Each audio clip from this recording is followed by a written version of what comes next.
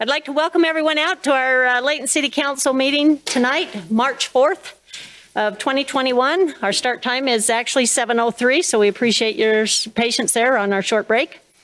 I'd like to welcome everybody here that's in the audience. It's kind of nice to see folks. Thank you to the governor for making that change today so that we can have a few more folks join us. I'd like to call the meeting to order, and in doing so, at the beginning of our meeting, we have a council member conduct our prayer and pledge, our opening ceremony. So I'll turn the time over to Council Member Don Fitzpatrick. Thank you, Mayor. For tonight, I have invited, and he has accepted to do our pledge for us, and that is Corbin Anderson, the senior class president at Northridge High School. And following him, I will do the invocation. So Corbin.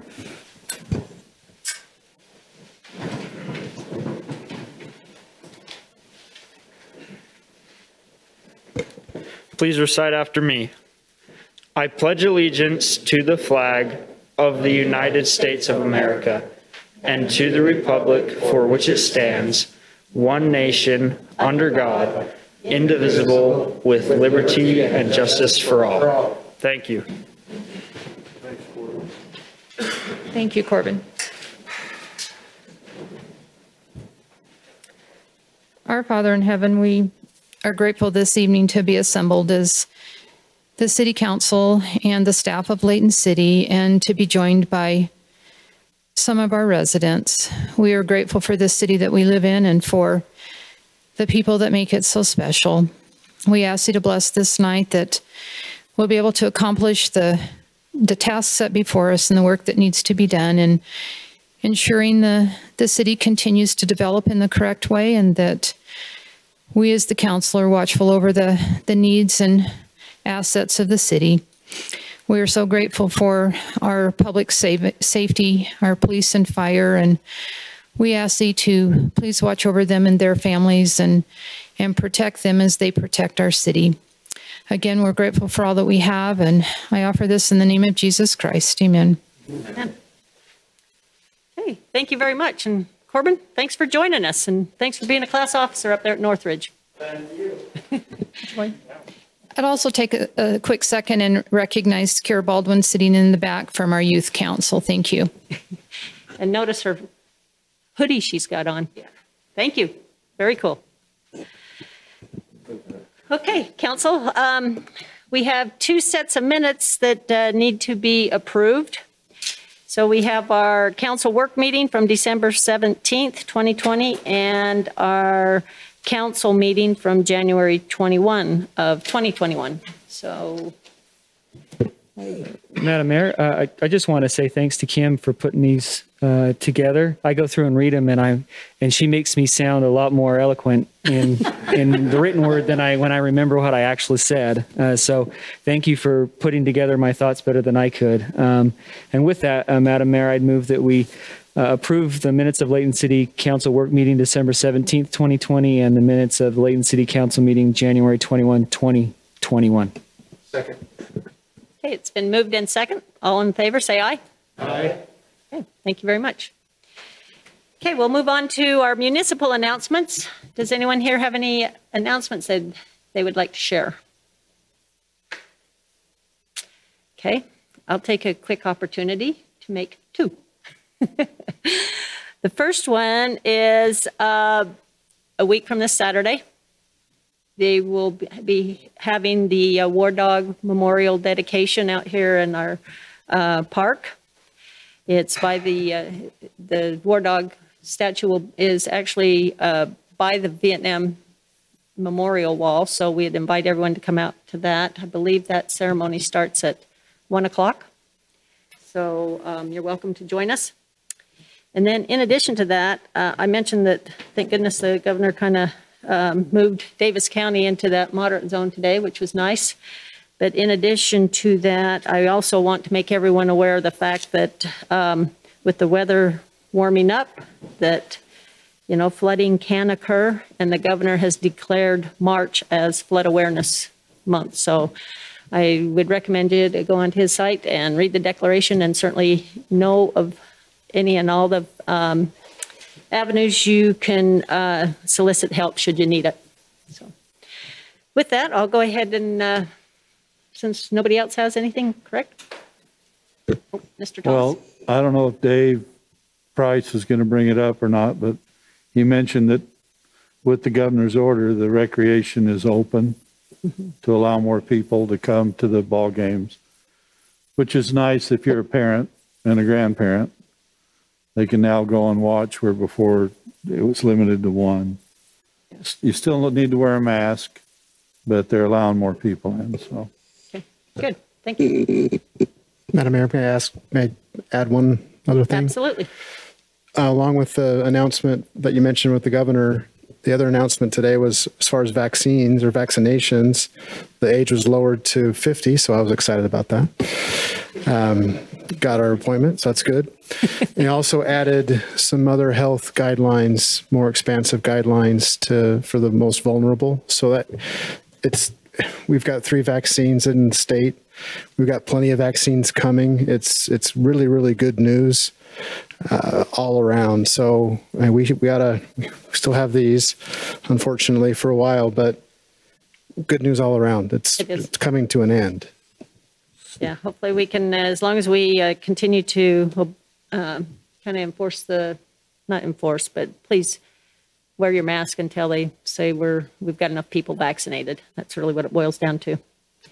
Okay, we'll go ahead and move on to our verbal petitions and presentations. Tonight we have one presentation by the American Legion, District Number 2. So you're welcome to come up to the mic and make your presentation.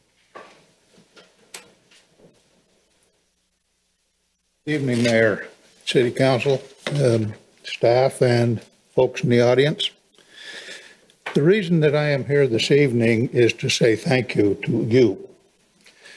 I am representing District 2 of the American Legion, which encompasses the 9 American Legion posts in Weber, Davis, and Morgan County. And for those of you who are unaware of what the American Legion is, we are a wartime veteran service organization.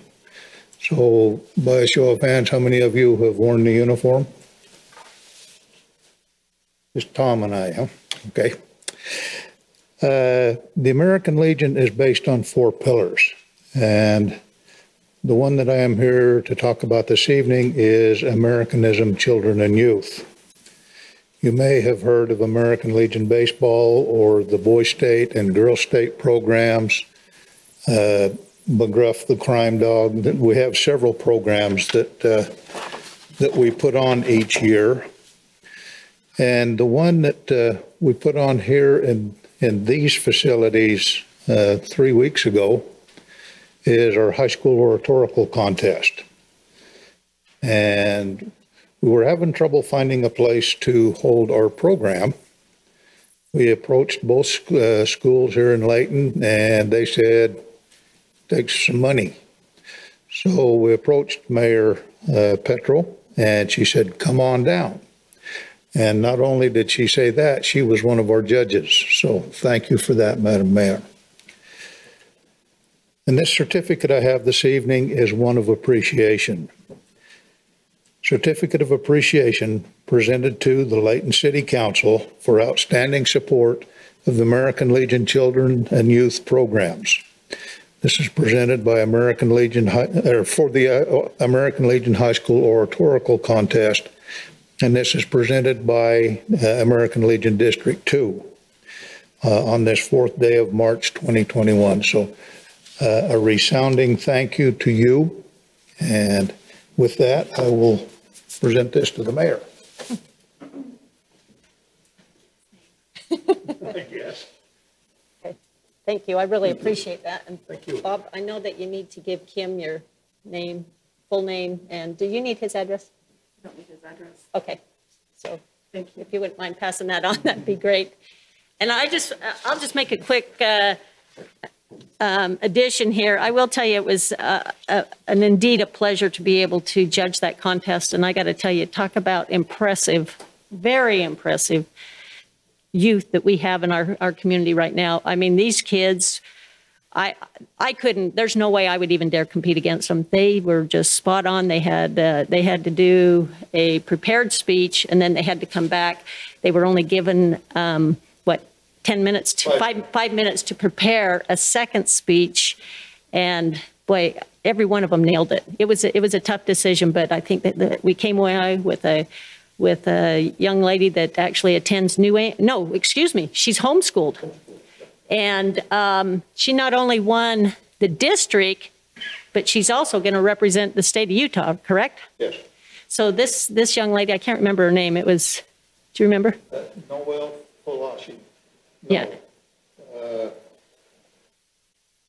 And yeah, I apologize, and I know that isn't nice, but anyway, it's kind of cool because we got somebody here right here from Layton that's actually going to go to compete on the national level, and that young lady may have an opportunity to win. Was it $15,000 on a national level? 18 for first thousand, 16 and 14 for second and third. Yeah, so basically she's got an opportunity there to get a good scholarship going for herself. And thanks to the American Legion, they also awarded the top 3 candidates with some funding as well for their future. So it was a great program. So thanks for allowing me to participate. Okay, let's go ahead and move on with our meeting here this evening. We have now come to the point where we appreciate citizens' comments. So if anyone in the audience would like to bring any items up to present to the council here that are not currently listed on our agenda, then you're welcome to come up to either side of the podium and state your name and address for the record and let us know what you think.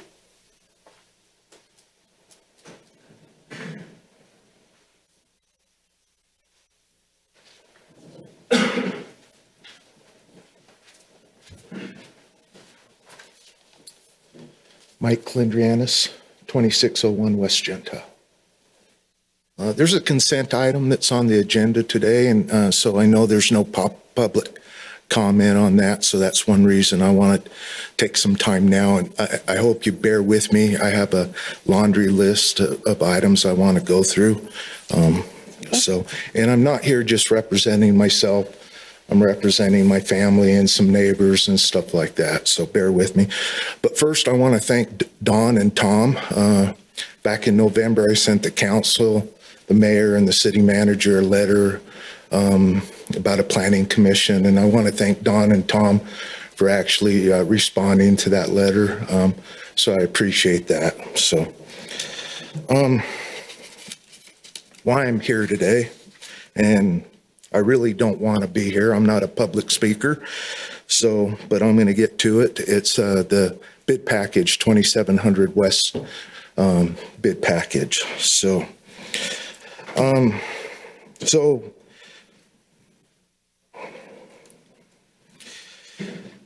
this is a property that me and my sister own that's going to be affected by this road, and by no disrespect to staff or anybody here, just bear with me. The family's owned this almost 100 years, so we want to make sure this is done right. So I was first contacted, I'm going to go through kind of a timeline. So I was first contacted by Layton City's engineering department back in October of 2019, asking permission to come and do some surveying for this proposed road, some preliminary items. So was my uncle and some adjacent property owners.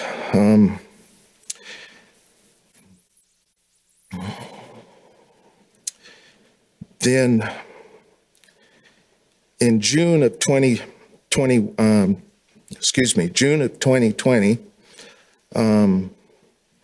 I received an email from the engineering department with some preliminary plans, estimated acreage that they would need for this. And in that email, it was stated that I would have someone from a city representative would contact us and set up a meeting about the acquisition portion of it.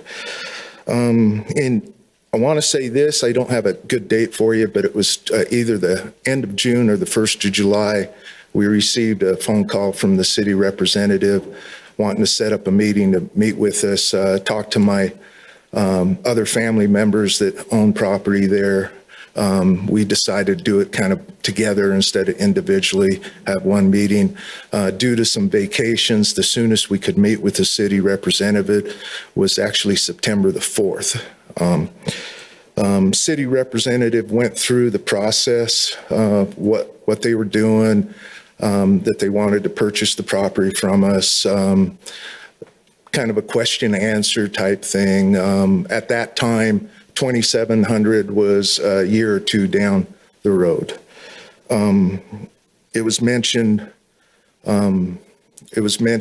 earlier by the city engineer that they applied for a third quarter grant, a transportation grant. That actually went in June the 29th to Davis County of that year, of 2020.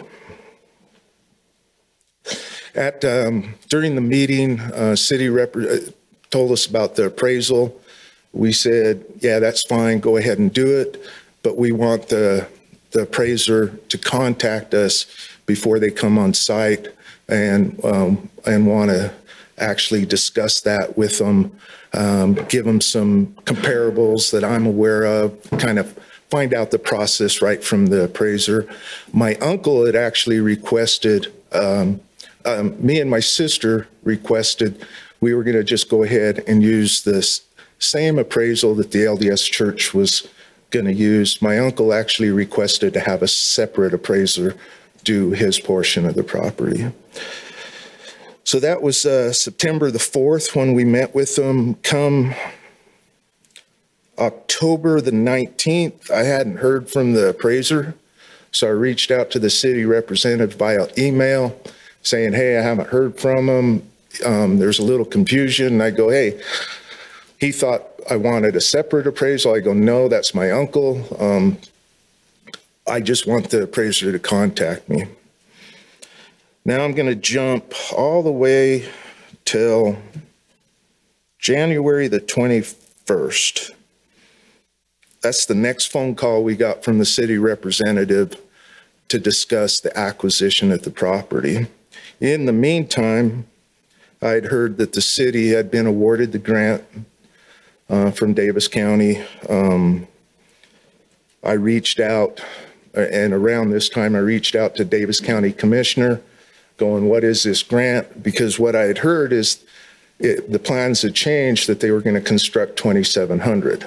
And during this time, with no communication from the city representative, I went ahead and planned on farming the ground based on the conversation we had in September. And that, so I've incurred expenses and labor and stuff in my farming operation. So that's, sorry, should have typed bigger.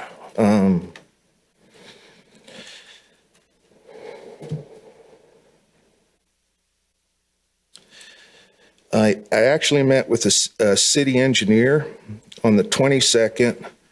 One of my part-time jobs is I'm the water master. Like Mark Twain said, whiskey is for drinking and water is for fighting over.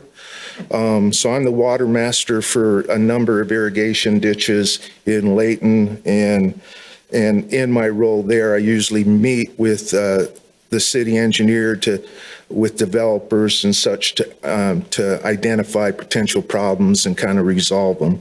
A city engineer contacted me we met on the 22nd to go over the irrigation design, and in this case, that irrigation company is owned by Davis and Weaver Canal Company. It's called the West Layton Irrigation Ditch. They acquired it back in 2001. So everything flows through the general manager there. All the drawings need to be sent to him. He still uses me to communicate with the engineer, go over it, and then discuss the issues or any potential concerns we have. On the 22nd, I also received a new concept acquisition drawing from the city engineer.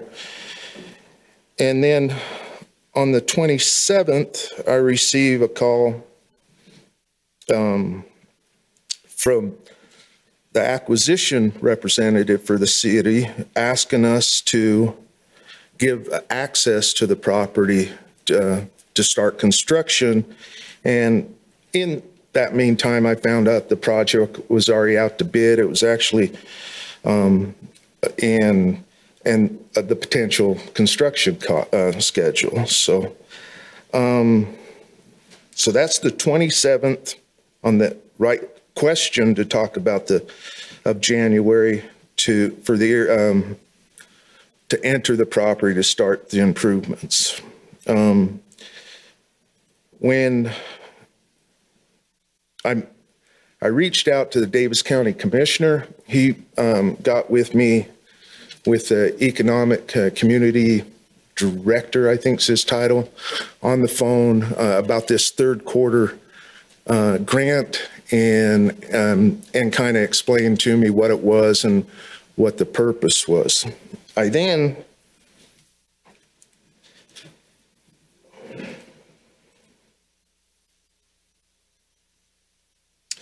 on the 24th of February, so basically a month later, my sister, which she's 50% owner in the property that we own, she had requested that the city representative also contact her. In the conversation I had in January with him, I actually said, hey, she is 50% owner. She wants to be contacted. She wants documents sent to her. It's not all to go through me. So a week later, well, that's on the 24th of February. On the 25th of February, the bids open for the construction project.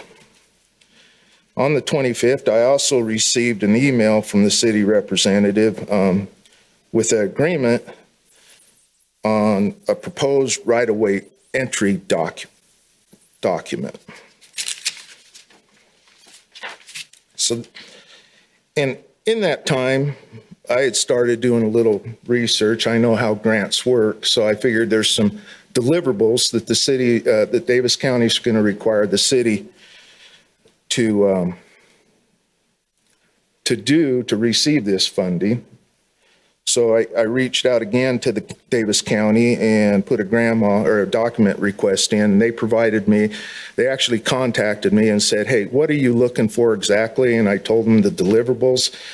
And that's, the county representative told me that the city, the Layton City and Davis County haven't finalized those deliverables yet. That's work in progress. Actually, he told me it hasn't even started. So then he goes, I go, what do you have? And he said, the application. I go, well, perfect. Send me the application. I'd like to review that. So in my review of the application, this was, like I said, sent back in June. Joy, you signed it. City engineer shows as the one that filled it out.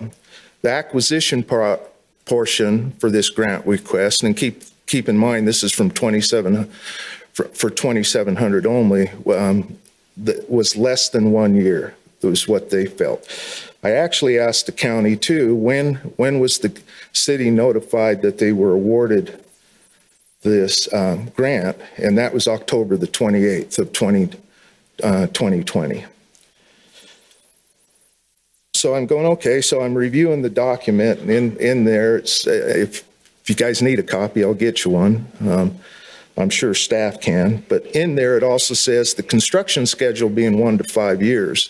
In conversations I've had with the city engineer and finding out that they wanted to get this done, they needed to get it done between 2 years. That's a question I asked the county representative, hey, how soon does this money, that's what I was really after, how soon? Because if the grant said, hey, we're going to spend this money within 2 years, I understand that.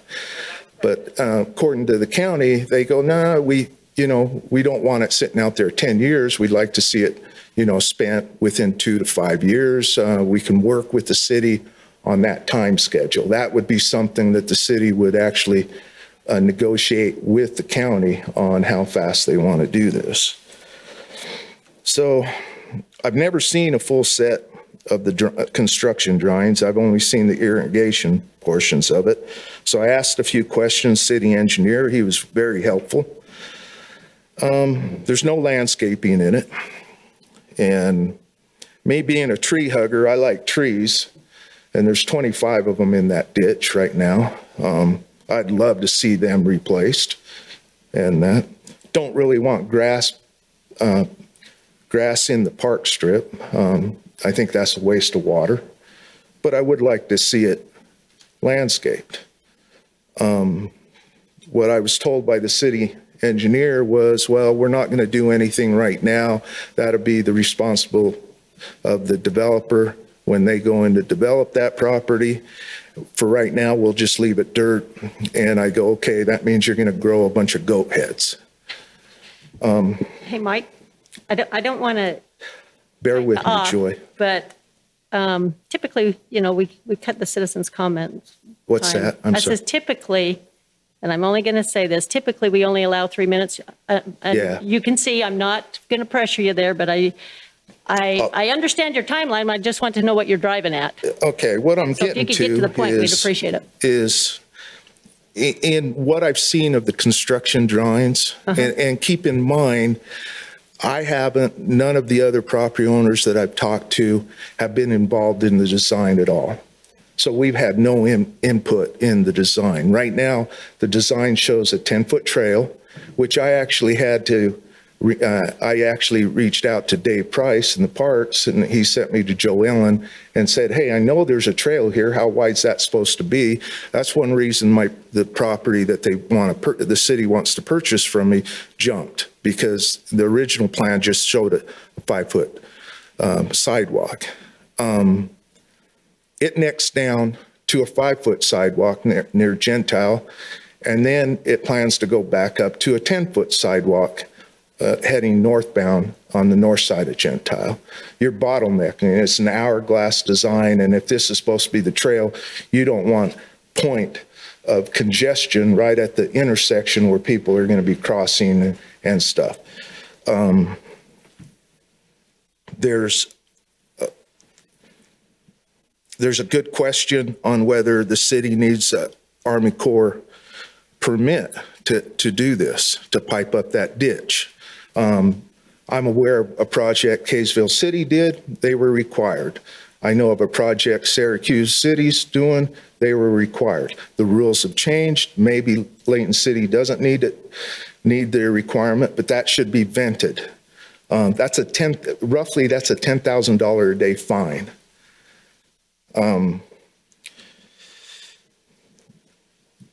I reached out. I farm ground that the Mata family owns. They own 50%. There's one water right on the sugar drain. So the water that's running through that, 50% is owned by the Mata family, 50% by the LDS Church. That's available to them all year round. That's one benefit of running that farm, is having that additional water. We can use that water today if I wanted to. That's what that water right is. I actually had it pointed out to the first design on the irrigation didn't have a connection going to the Mata family. So I told the city engineer, hey, you need to get this taken care of. They have not been contacted. And in this case, I think that they should be contacted, make sure they're satisfied with how the water is going to be delivered to them. I was recently with Farmington Bay Constructors just recently. They're knocking down trees right now. Their deadline to have any trees that are in the footprint of the highway is actually March 15th, because once after that date, if there's any birds in there nesting, that you can, by law, you can, especially a migratory bird, you cannot disrupt that tree. Like I said, there's 25 trees there. Now on the personal side, I think I mentioned some of those items. Farm expenses, there's all kinds of tax liability that I have to sort through. Me and my sister have to, my uncle has to, that. And then actually on my way, and I've done some more homework. I reached out to the ombudsman, kind of, and that, and according to their attorney there, it's Utah Code 70B 5-505. Pretty much any time a government entity is to go purchase property, and they prefer to be negotiable, but they always have the intent to condemn the property, especially in this case. I think Gary kind of hit some of those issues up a little bit earlier. And in that code, in that law, we should have probably, and this is in consulting with attorneys, we should have been given a letter that's actually drafted right in the law explaining our rights as property owners. On my way up here, my sister actually received it today in the mail.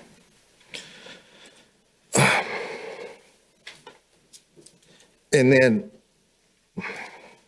this is what really hurt this weekend. Saturday, I was actually working late. Have a nice little lady, 75 years young, lives next door. Just purchased a home a year ago, not even a year ago, in September. She came bearing gifts, brought me dumplings that I love. But I wasn't home, my wife was home, and she says, she's upset. And I go, she wants you to go over. And it was late, so I thought it'd be best to go over in the morning, Sunday morning. So Sunday morning, I'm relaxing in my hot tub. She comes over again. So I go, hey, I'll be right over. So I go over there, and they were reached, according to her, she was reached by the city representative back in September. And then all of a sudden, the same day I received that right of egress to enter the property is the next communication she's had. And just seeing her, immigrant, just like me or my family, and that all upset, and I'm just kind of going, wow, that's not right.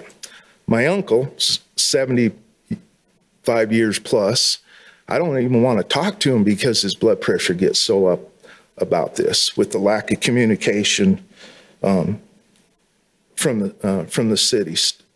And that's all we're asking. I mean, don't even think that this is about, this is just about having a seat at the table and helping design this and improve it, and see what we can do as a team to make this thing right and work the best for everybody.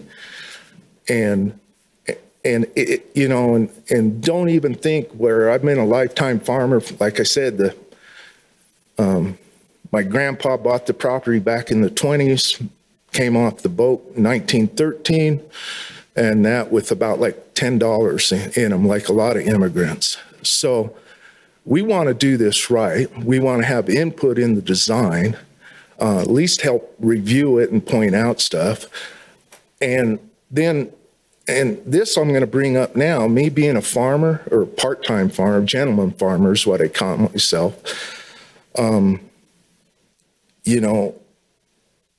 It was mentioned about this irrigation water, trying to get it in and getting it done by the 1st of April, or really that. But like I said, this water for the Mata Farm and the LDS Church is available today by right. And we plan on that. And especially this year with the lack of snowfall, and I would think Gary would think this would be a big risk, but if I lose I just ordered onion seed, it's going to be here Saturday, and I'm looking just at $15,000 just for the seed. And my crop this past year, which surprised me. I'm going to give you 1 minute. I'm almost done. 1 minute. I'm almost done. Thank you. Okay. My crop last year value was $120,000. And that the crops that are raised on the Mata farm, you're looking $10,000 an acre on some of those crops, and they got 90 acres over there. And the water is not just to the church farm. Once this water starts flowing down this, out of the canal, it has to go somewhere.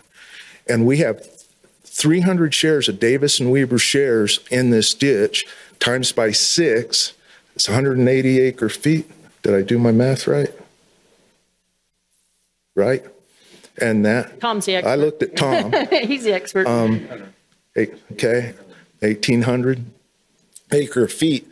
And these people that own that water expect it to be delivered. So I look at this rush to get this thing constructed and done without everything being thought out is just gonna cause the city problems. And I'm really looking in the best interest of the city. Hey, let's slow down. Let's make sure we get it right. My dad always used to say, if you're going to do anything, do it right the first time. And that's what I'm saying here today. I don't know. I'm going to defer to Gary on what you can do as far as a motion. I would recommend you pull this one out as a consent item, vote on it separately, whether you can table it or just slow it down. And I'm going to end there. Joy, thank you for giving me additional time. I appreciate it very much. Okay, thank you.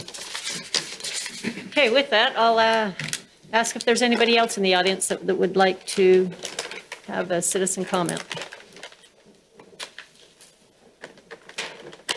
You're welcome to come to this one. And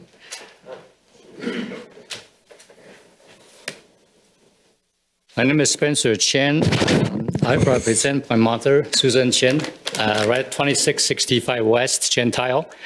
I'm echoing what Mike had to say because this is the notice from the city we received from today, explaining about the rights, about the eminent domain and all other stuff. Before that, we've been in contact from the city representative several times, and we were promising to have an appraisal report before anything's done. But all of a sudden, we just noticed from last week that March 8th, that's when the city will start building the 2700 West. And again, I'm echoing what Mike said. This thing need to be slowed down a little bit and take all considerations before you vote it to the contractors. Okay, thank you. okay, thank you, Spencer. We appreciate that. Okay, is there anyone else that has a citizen comment? Okay, seeing that there's none, I think we'll go ahead and proceed on with our council meeting, which, council, we have several items on our consent items. And as you know, we typically listen to all the items and then we act in a single motion on them. So with that, I will proceed as the agenda is outlined, unless one of you. Madam Mayor, I'd like to request that we remove item E, the bid award on the road, and discuss it separate at the end and vote on it separate. I'll second that. It's been moved in second that we deal with all the other consent items and deal with item E separately. All in favor, say aye. Aye. Any opposed? Okay, then we'll proceed as I just stated. So with that, we'll go ahead and start out with item number A, and Mr. Dave Price will present the bid award regarding the Andy Adams Park.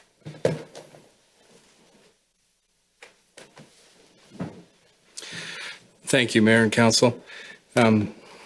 This evening, I have the pleasure of introducing Resolution 2111, which authorizes the execution of an agreement between Layton City and Parkin Tennis Courts for site improvements of the Andy Adams Park Tennis Court renovation located at 1713 East, 1000 North.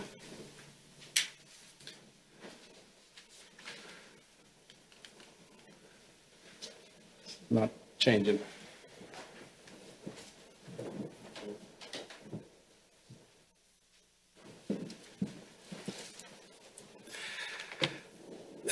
This is a picture of the Andy Adams Courts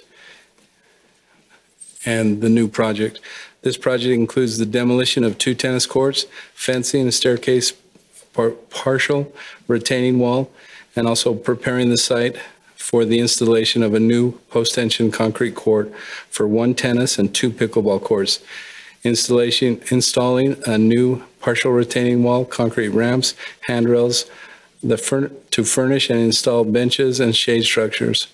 This project and these improvements were included in the 2019-2020 budget and approved by the City Council with a budget of $150,000.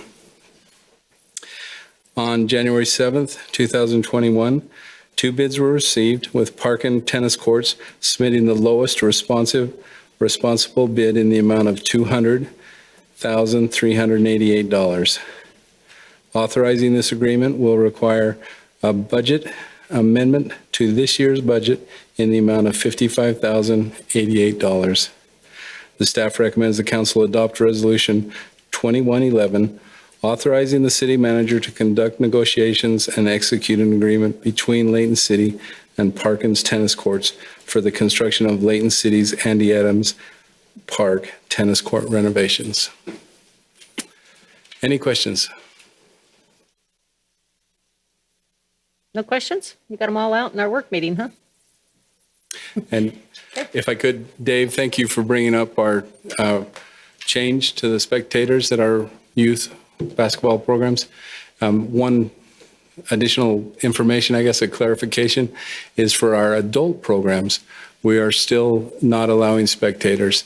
And that is simply because our games are scheduled so close together, we do not have time to get in and sanitize and clean the seating between those games. As soon as that season or this little section of games is over, we'll reschedule so that we can have spectators. Very good. It's good to know you. All right, I didn't know that. Thank you. That's okay. Okay. Our next item then is item number B, and Kevin is going to be presenting for us. Wait, we got a double presentation perhaps. No, actually, Mayor, if I could, this is Kevin McGahey, who is a member of our city staff, city attorney staff, and Kevin comes to us from, he was actually the city attorney up in Willard, and has had extensive experience also in county government. And so he has gone ahead and drafted the animal enforcement ordinance, and I'll let him go ahead and explain it if that's all right. Okay, thank you. Mayor? Do you mind wiping that down though for the next person? You're done? Yes. Mayor, council. Yeah, welcome aboard. Good evening. It's Kevin McGahey, MCGAHA. That wasn't. I inhabit the office, capacious office just across the wall over here. And I'm grateful to Gary for the opportunity and the confidence to work on the ordinance here. Now, I did take just a little bit of artistic license and thought that I would give you a PowerPoint presentation that includes a treetop overview of the changes. So we can kind of go over those. We'll outline those. I'm grateful I don't have to wear the mask because it makes my glasses steam up.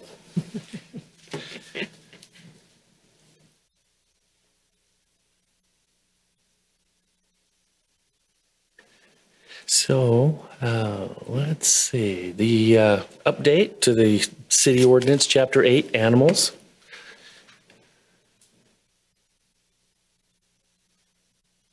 There are a number of changes that are mandated by state code. We have run into a situation where we have to reduce our penalties to infractions. And there are 3 situations where we can impose a Class B misdemeanor, and that's where it's been found to be a nuisance, or it threatens the health, welfare of an individual or identifiable third party. The 3rd situation is where there's been a fine imposed on 3 previous occasions within a year. Otherwise, we need to amend our ordinance to reflect those infractions.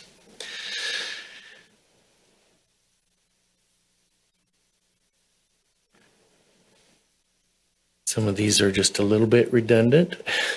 The second major change is that the county ordinance was amended to call the Animal Control Department the Animal Care of Davis County Department.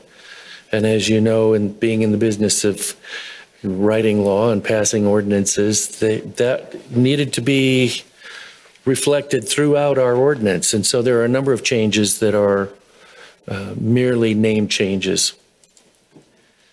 So there's a little bit of artistic license there, probably not much. Utah Code Chapter Title 10, Chapter 8, Section 65 provides that an owner may keep a retired service animal. We've incorporated that into the proposed change here in this ordinance. I thought this was kind of interesting. If you can't see, there's an eye kind of turned on the dog there, so made it an interesting look. Regulatory permits governing groomers, pet shops, and kennels, that's our section 803120. And the proposed amendment gives us a new process that kind of fleshes out an administrative process for suspensions of those permits. It also includes processes for hearings and appeals. So it's a little more elaborate than our last ordinance was, but it does provide extra due process. The sections on rabies have been expanded to cover all animals which should be quarantined when when there's been an exposure incident, and clarifies the quarantine procedure. And in the definitions sections, there are 11 proposed amendments to a number of definitions there. They define the director and his designee under the new name. They incorporate state definitions and define the restraint in one of those definitions to exclude radio or electronic fencing. We found that electronic fencing isn't something that is particularly effective. So, and with that, that is the end of my presentation. Thank you for the opportunity. Okay. Hang on, you might have some questions here. Council? Go ahead, Zach. Thank you for putting this together. I enjoy reading when I'm a lawyer too, so I enjoy doing the legal analysis of what you did. So I just have a couple of questions. In one of the sections on amendment, I think it's in the defenses portion of it, talking about some of our police officers and the defenses that they have when they're using animals. I was just curious if the term, while the dog is reasonably and carefully being used in the apprehension, arrest, or location of a suspected offender, if that reasonably and carefully, is that defined by statute that we were required to use that language? That comes straight from the Utah State Code. Okay, thank you. And then that was it. So thank you. And then I have one, maybe Kim, this is for you. On page 10, in the first paragraph, in the strike, well, there's the strikeouts and then the addition in green. It says, as established by the department is misspelled. Oh, thank you. I've been doing this editing all day, every day for about 3 days, so. And don't take offense, she catches everybody. I'm grateful, thank you. And I learned a new word, cattery. Who knew? Yeah. So what caught my eye was page 41, number 36, service animal. Page 41. Page 41 on our, page 5 of your ordinance. Oh, okay, thank you. I'm sorry, I'm looking at our packet page. Yes. Service animal. Is this state language here? That comes straight from Title 62A, Chapter 5B, Section 102 of the Utah State Code. Okay, so the state then is defining a service animal as a dog only? Yes. And it says in the next paragraph, it cannot be any other animal besides a dog. Yes. So that's a pretty big change for a lot of people who think they have service animals. It will be. And that comes straight from the state. Yes. It's a welcome change. Thank you. Anybody who was here from a few years ago, we can appreciate that comment. So anyway, thank you. We welcome aboard again, and Thank you very sounds much. like you really know your state code, so we appreciate that. Thank you for the opportunity. Okay, good catch, Council. We'll go ahead and move on. Does anybody else have any questions? Just one. Okay.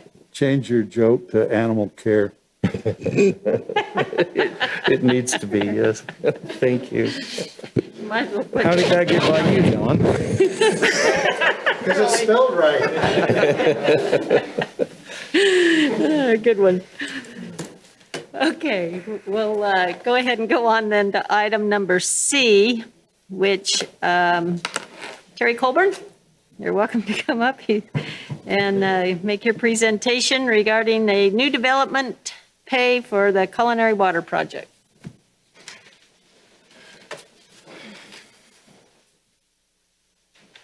Thank you, Madam Mayor.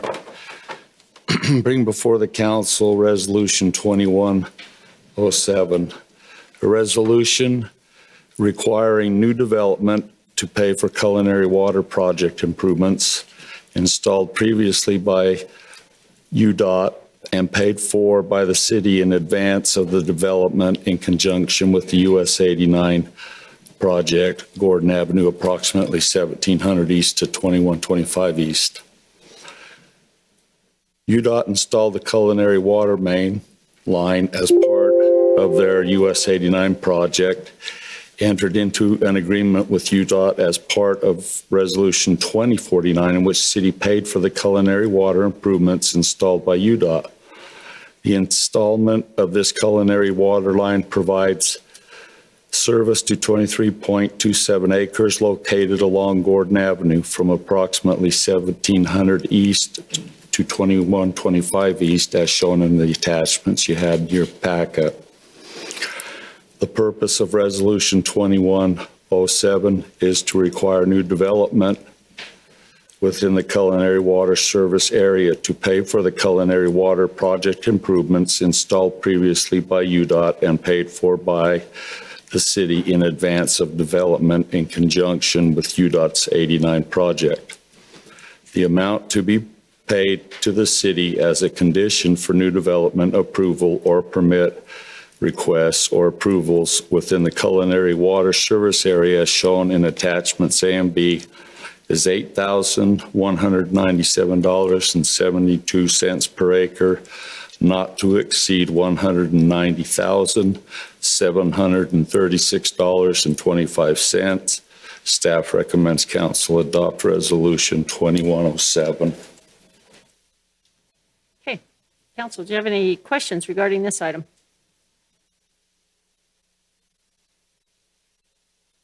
Okay, seeing that there's none, Terry's also going to present the next two items, so go ahead with item D. Thank you, Madam Mayor. Bring before the council Resolution 2108. Ooh. A resolution requiring new development to pay for sanitary sewer project improvements installed previously by UDOT and paid for by the city in advance of the development in conjunction with the US 89 project, Valley View Drive, approximately 2500 north to 3200 north. UDOT installed a sanitary sewer casing as part of their US 89 project. Layton City entered into an agreement with UDOT as part of Resolution 2054, in which the city paid for the sanitary sewer improvements installed by UDOT. The installment of this sanitary sewer casing provides future service to 86.073 acres located along Valley View Drive from approximately 2500 north to 3200 north, as shown in your attachments A and B. The purpose of the Resolution 2108 is to require new development within the sanitary sewer service area to pay for the sanitary sewer project improvements installed previously by UDOT and paid for by the city in advance of development in conjunction with the Highway 89 project.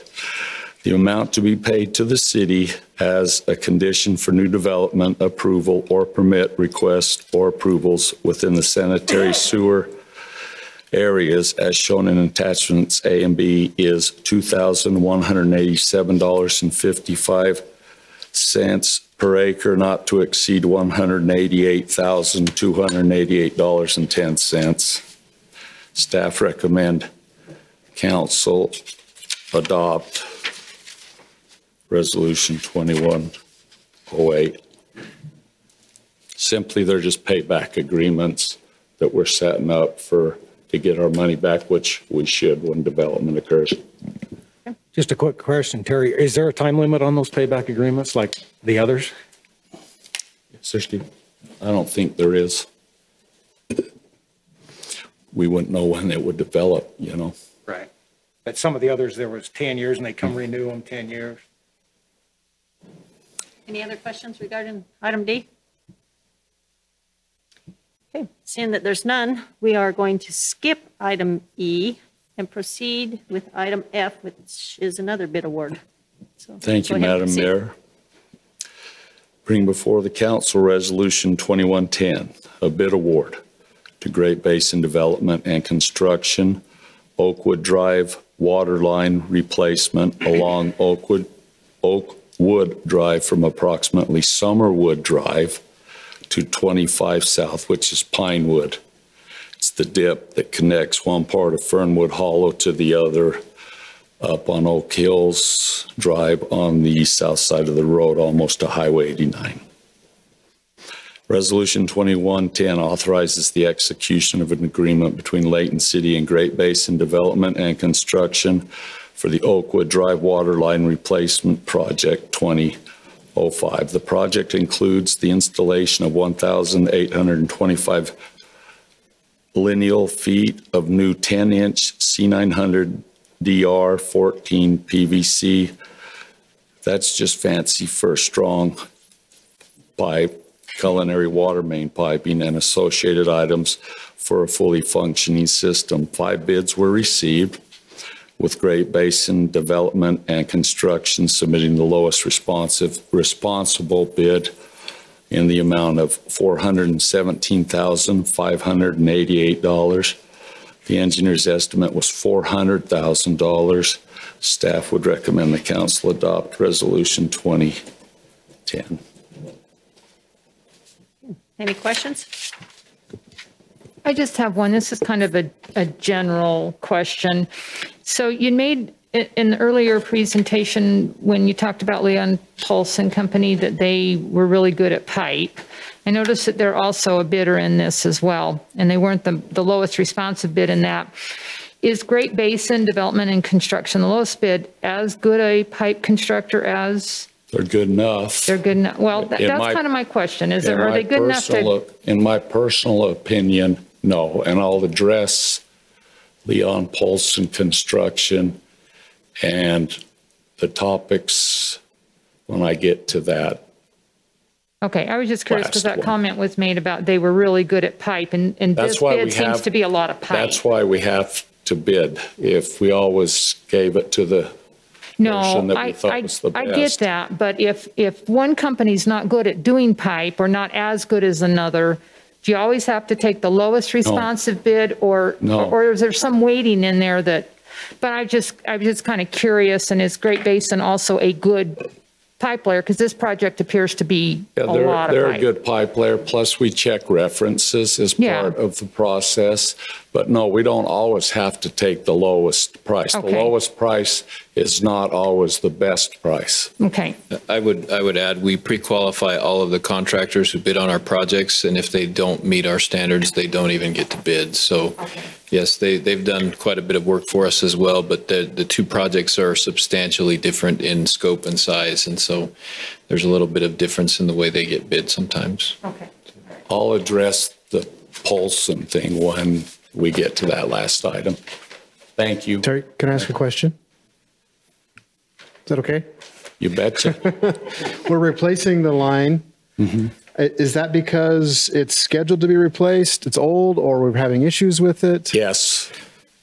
Yes. Okay. Yes. Okay. I'm cool with this. Actually, we've had a lot of breaks on there. It probably was maybe 2 or 3 years out, but we've had a lot of breaks and maintenance problems, so we've decided that we need to do it now. Thank you.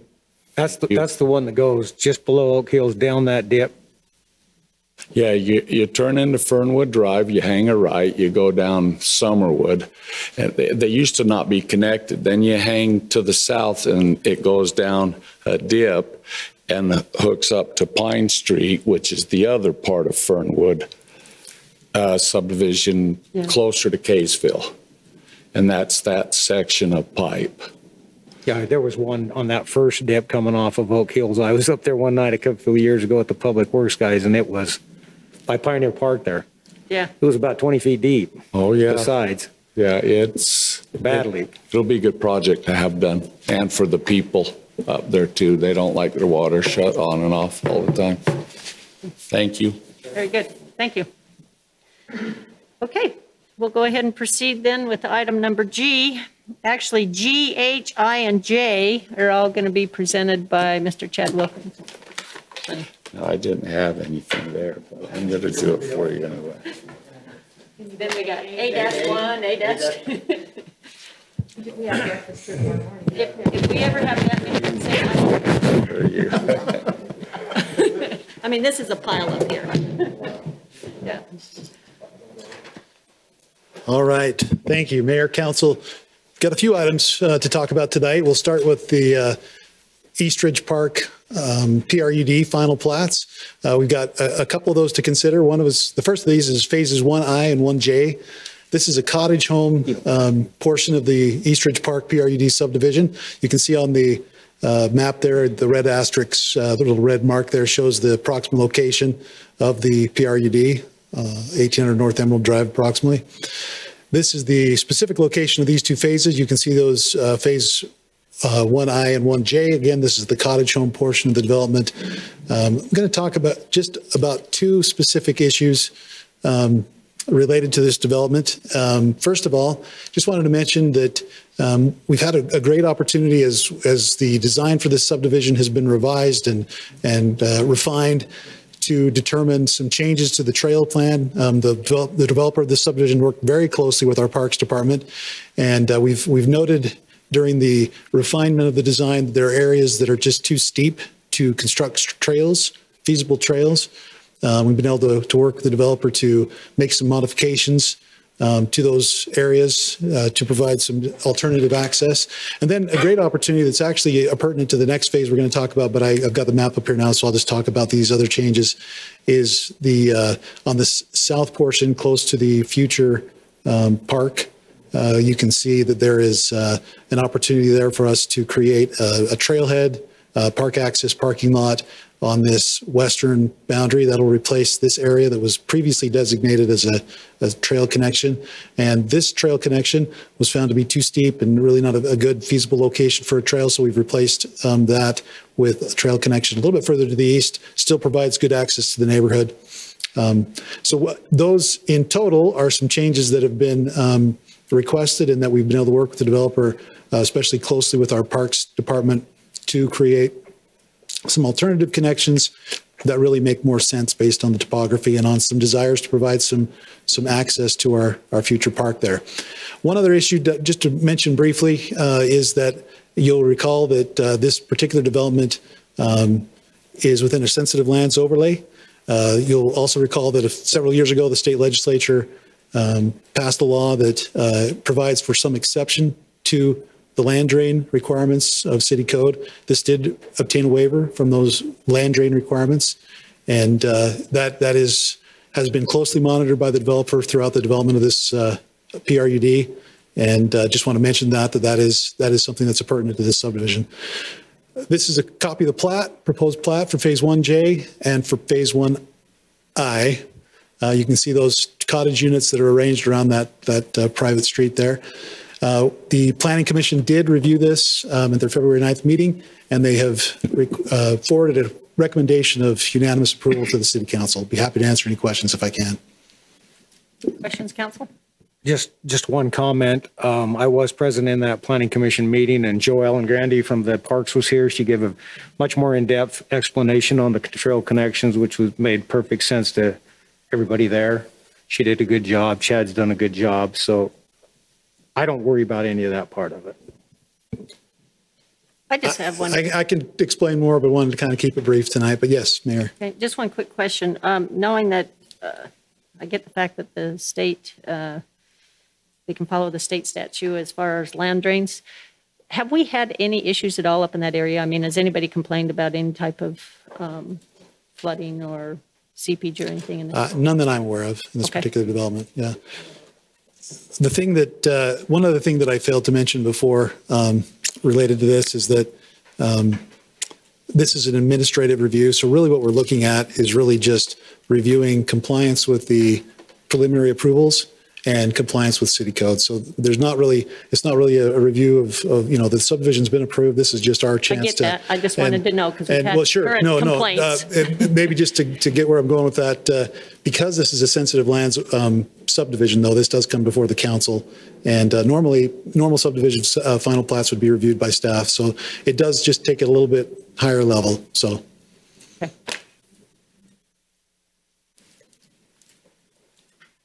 No more questions on that item, right?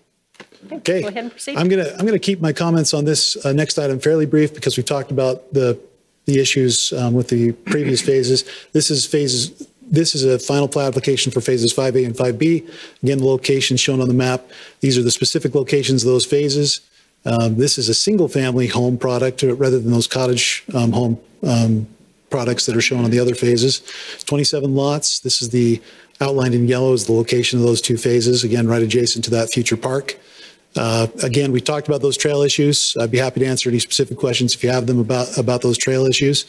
Here's the more detailed plat map showing the location of those two phases with those single family home lots. And this is the actual subdivision plat proposal. These are the two phases broken up there. Showing those two phases. Again, Planning Commission reviewed this final plat application and is forwarded a unanimous recommendation of approval. Be happy to answer any questions if I can. Any questions, council?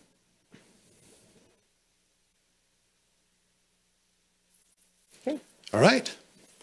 We'll move on to that next item. This one's fairly straightforward. This is a plat amendment. This is the Canyon Creek State Subdivision First Amendment. The location of the property, again, is shown on the map there with the red dot. This is up at 389 North and 372 North Canyon Creek Circle.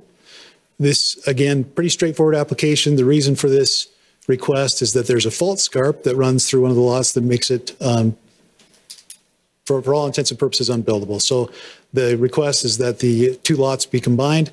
That'll allow for a little bit larger lot area for the owner. The Planning Commission has, again, reviewed this request and is recommending approval. Any questions that I can answer for the council? Any questions? Just one. Yeah. Excuse me, ignorant. In the plot, what's all the ladder looking for? This cross hatching right here. Maybe I can zoom in a little bit. Whoops. Try to see, let you see that. So that's where your fault scarp is. So that's showing that fault area right there, just at that cross hatching. That little note talks about where that's at. It just shows it. So Yeah, you bet. Yep. Any other questions? Proceed. You have one more to go. Okay, I do. Yeah, just one more. This is a request for really a quick claim of some city right-of-way. This is for a property on Fort Lane. You'll recall this property is being developed as a RV park and a storage unit facility. This area of Fort Lane, as the city has continued to develop, our latest master transportation plan identified that we no longer need as wide of a right-of-way. That's based on anticipated fewer trips because of the accident potential zone and the diminished potential for development in that area. We also don't anticipate that there'll be a time when there'll be a signal at Fort Lane and Highway 193. Therefore, there's not the right-of-way that maybe was originally anticipated, the need for that right-of-way. So the city has reviewed this and has determined that we can quick claim that piece of right-of-way to the adjacent property owner for use in their development.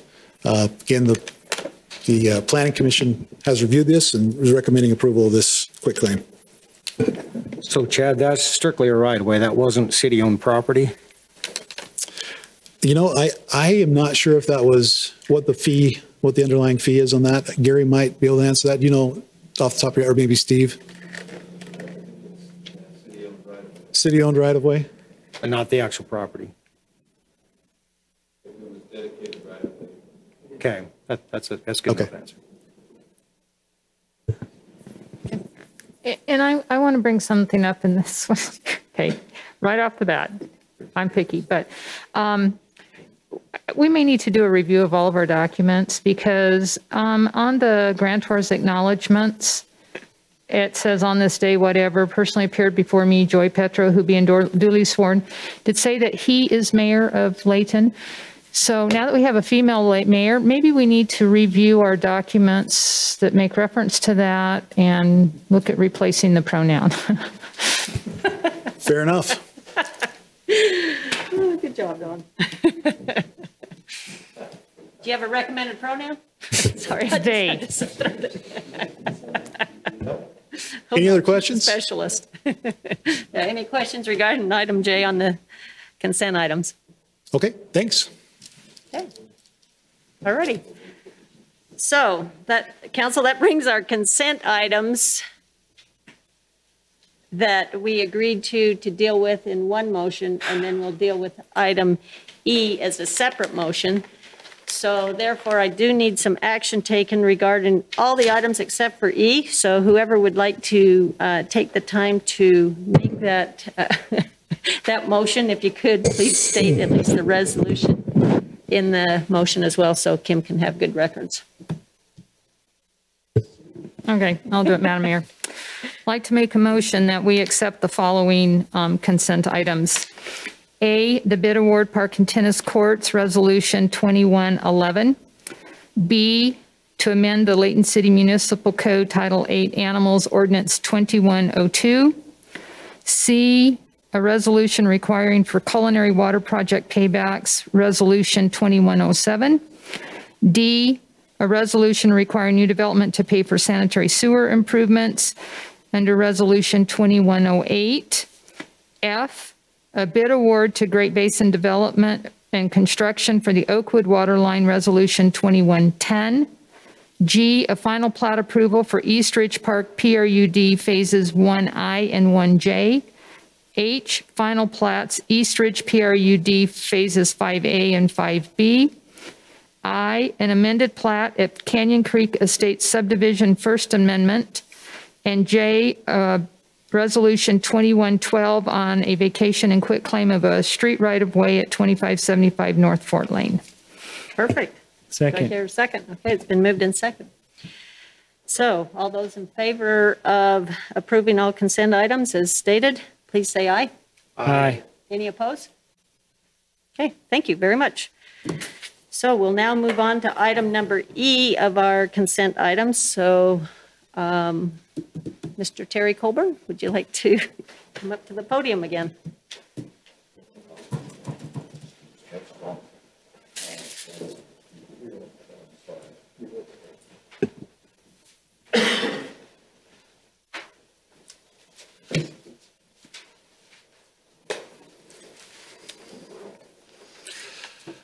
Bring before the council Resolution 2109.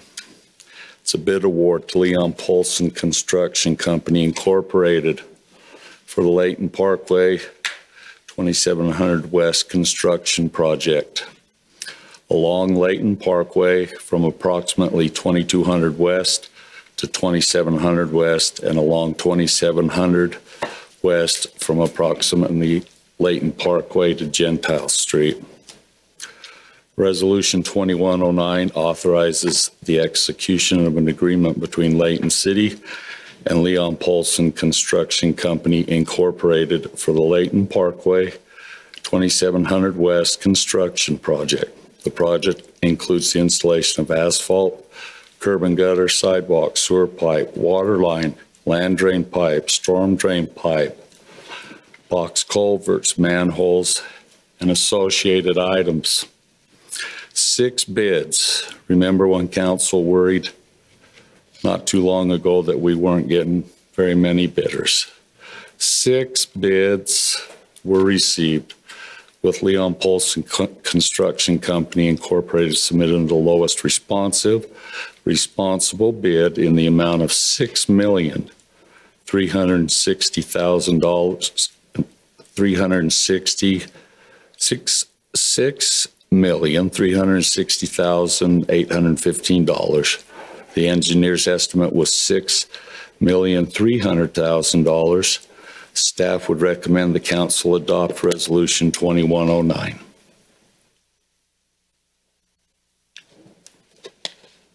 Now, before I'll take the honor to start the discussion with some of the questions that have been raised. Pertaining to Leon Polson Construction Company, I've been here 46 and a half years. In the 42 that I've been the director, we've done a lot of work with Polson Construction, and when they got the bid, I told Alex I was extremely happy because this was going to be a project that was going to require a lot of different things to be done, has a lot of tentacles on it. Leon Polson originally was the mayor of Riverdale. He passed the company on to his son, Steve Polson, who I know very well. I've had a conversation with Steve already, telling him exactly what they're up against and telling them exactly what I expect of them, okay? Now, just like it's not Mr. Crane's first rodeo to go out and purchase ground, this is not Layton City's first rodeo in big street projects that include irrigation, piping, relocation, or whatever, okay? We did Gordon Avenue for those. I don't know if anybody was here. You were alive. I don't know if you were on the diocese, though. Gordon Avenue from Maine all the way down to the Syracuse border, a lot of irrigation. West Gentile Mare, you'll remember that project from Main Street all the way west to the city border that also included a lot of irrigation. In talking to Steve, he knows he's up against it, and they'll put 2 crews on the irrigation and what they have to do and work Saturday and Sunday if need be in order to beat the water coming down the ditch.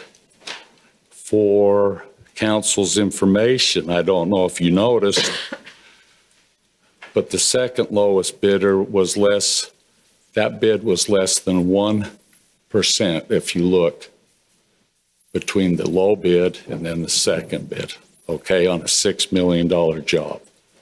I'm sure that estimator went out to his car and probably almost threw up, losing that job by that little. I'm here to tell you right now that if we don't get the project started and we have to push it back and bid it later, it will not be the same price. It will go up, guaranteed.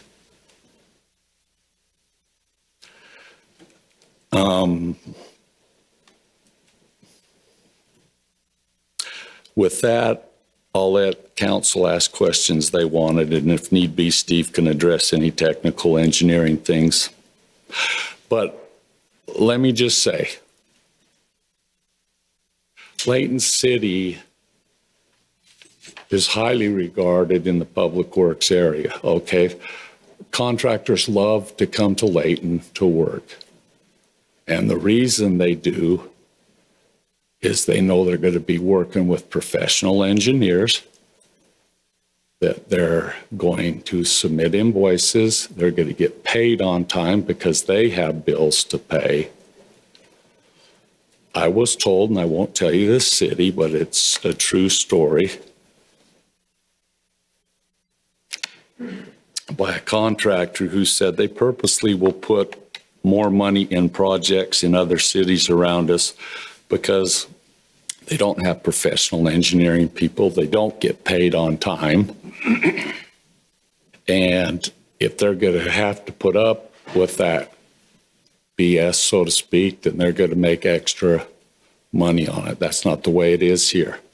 Let me also tell you that my boss would not let us be dishonest with people, treat people with disrespect, have our contractors treat people with disrespect. That will not happen on this job or any other job. Let me give you an example as to why we have you have to have certain things just in order to get a bid book from us, okay? We had a contractor that did a job. He stiffed one of his subs. The sub came to us. We helped him out because it was honest, and we ended up in a lawsuit. We didn't, but we ended up as witnesses. So I had Gary sitting by my side, and their attorney, he was quite a choice individual. But he asked me, so Mr. Colburn, you say that blank company that I represent is not a good construction company. Why do you say that? And I just looked to Gary, and Gary said, Terry, you can say anything you want, which he probably thought, oh, I shouldn't have said that. I said, well, let me give you one quick example, and then my testimony will be done, and the stenographer can take the next one. I said, I don't think you're a very good contractor when I get a call from an 85-year-old widow lady who's crying her eyes out because 3 of your workers are urinating in her petunias. I said, a reputable contractor, one that knows what he's doing, will have the porta potties delivered before the job starts. They no longer can bid in Layton City and a few other cities. So are we up against it? Sure, we're up against it. From previous comments, supposedly over on West Davis Corridor, they're knocking down trees and whatnot. We would like to be the ones that beat the state to the spot, so they have to match up to us, not vice versa. Okay? We know what we're up against. He knows what he's up against. But we all know and all knew that this day was coming. Can we go do other projects for 5 years straight without batting an eye in this city, as big as it is? But this is the project with them coming that was deemed it was time to get after it and get going. And like I said, I've already talked to Steve Polson. He understands. He's been in the business. He's dealt with irrigation, all other types of utilities. And I have full confidence that they will do what they told me they will. Can I answer any questions? Anybody else? Because I have a list. And I'll start out by saying, I appreciate your comments, Terry. I couldn't count how many times I've been told in city meetings how great this city is, how great Public Works is, how great everything is. We do a good job overall. However, I have some real concerns, and what I'm going to state first is very important. Being a farmer out there, a lot of people might say, well, I'm just against this road. Far from true. Am I happy the roads are coming in? I wish it could stay like it has been in the past forever. But me, I've talked with Mike. I will disclose that I've talked to Mike and many of the other neighbors down there through this whole thing. We're not against the road. And my comments here tonight are not against the road. We know they're coming. We know they're inevitable. But the way this bid is going, I very much oppose, and I'll bring out some questions why. Number one, ever since I've been here on the council, we've talked about the Layton Parkway extension. to the West Davis corridor. We've talked about the 2700 extension. But even in our current budget, we have some money set aside for the Parkway. We've started to put a little away for 2700 as well. It totally baffled me because the last meeting that we had was months and months ago, I believe last fall. And we were told in that meeting by Gary Crane that the council would be able to approve all of the right-of-way purchases and all the things that would go on with this project.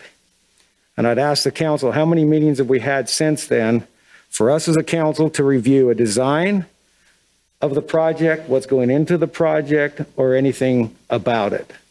Nothing. Not a one. The reason I knew the bid was out, which totally baffled me, was from Mike Clindrianos. Told me, you know, this is going to bid. That's how I knew it was going out to bid. And we might say, well, we bid projects routinely without the council knowing about it, but I don't think we do $6 million plus projects. So I think there's been a real lack of communication, not only to the council, but especially the citizens. What Mike outlined here, I don't think is good for the citizens of this city. So one of my first question would be the budget impact. This, what we have before us tonight, is a bid on the construction of this project. It has nothing to do with the cost the city's going to have to foot to acquire the property. So that could go into the millions. It will go into the millions if there's 17 acres of ground to acquire. That will go into another millions of dollars. So how is this going to affect our budget? It's not even, we don't have $6 million in our budget this year for it. And I realize some of the money is coming from the county. So, but the budgeting issues are a concern to me. Okay, another concern to me is there's also a secondary water. This one's a little bit minor. There's a secondary water line in the project. I don't think the city should be paying for a secondary water line until it's decided who owns the secondary systems in Layton. That's an old argument you've heard from me, but it's time to get those things decided because the city shouldn't be paying for a pipeline that would be for a private company at this point. Hopefully down the road that won't be the case, but as of today, awarding this bid, that is the case, and I don't think that should happen. We've pretty much talked about the irrigation problems. Those are a very big concern. So I guess I got a question for Gary, or maybe Steve can answer it. How much of the right-of-way is acquired as we speak right now to build this road? Not the irrigation right-of-ways, the right-of-way to go onto that property. Because as we're talking here tonight, we're talking about awarding a bid, them starting construction basically imminently. How many right-of-ways have been in writing right now? The actual acquisition of the properties has not occurred. Like I mentioned, we don't have the appraisals back. There's been a delay in the appraisals, and that's part of the delay with the project is we wanted to get the appraisals done. But at some point you have to pull the trigger and get off the starting block here, and that's the issue that we have. That's why the request went out for the right of entry.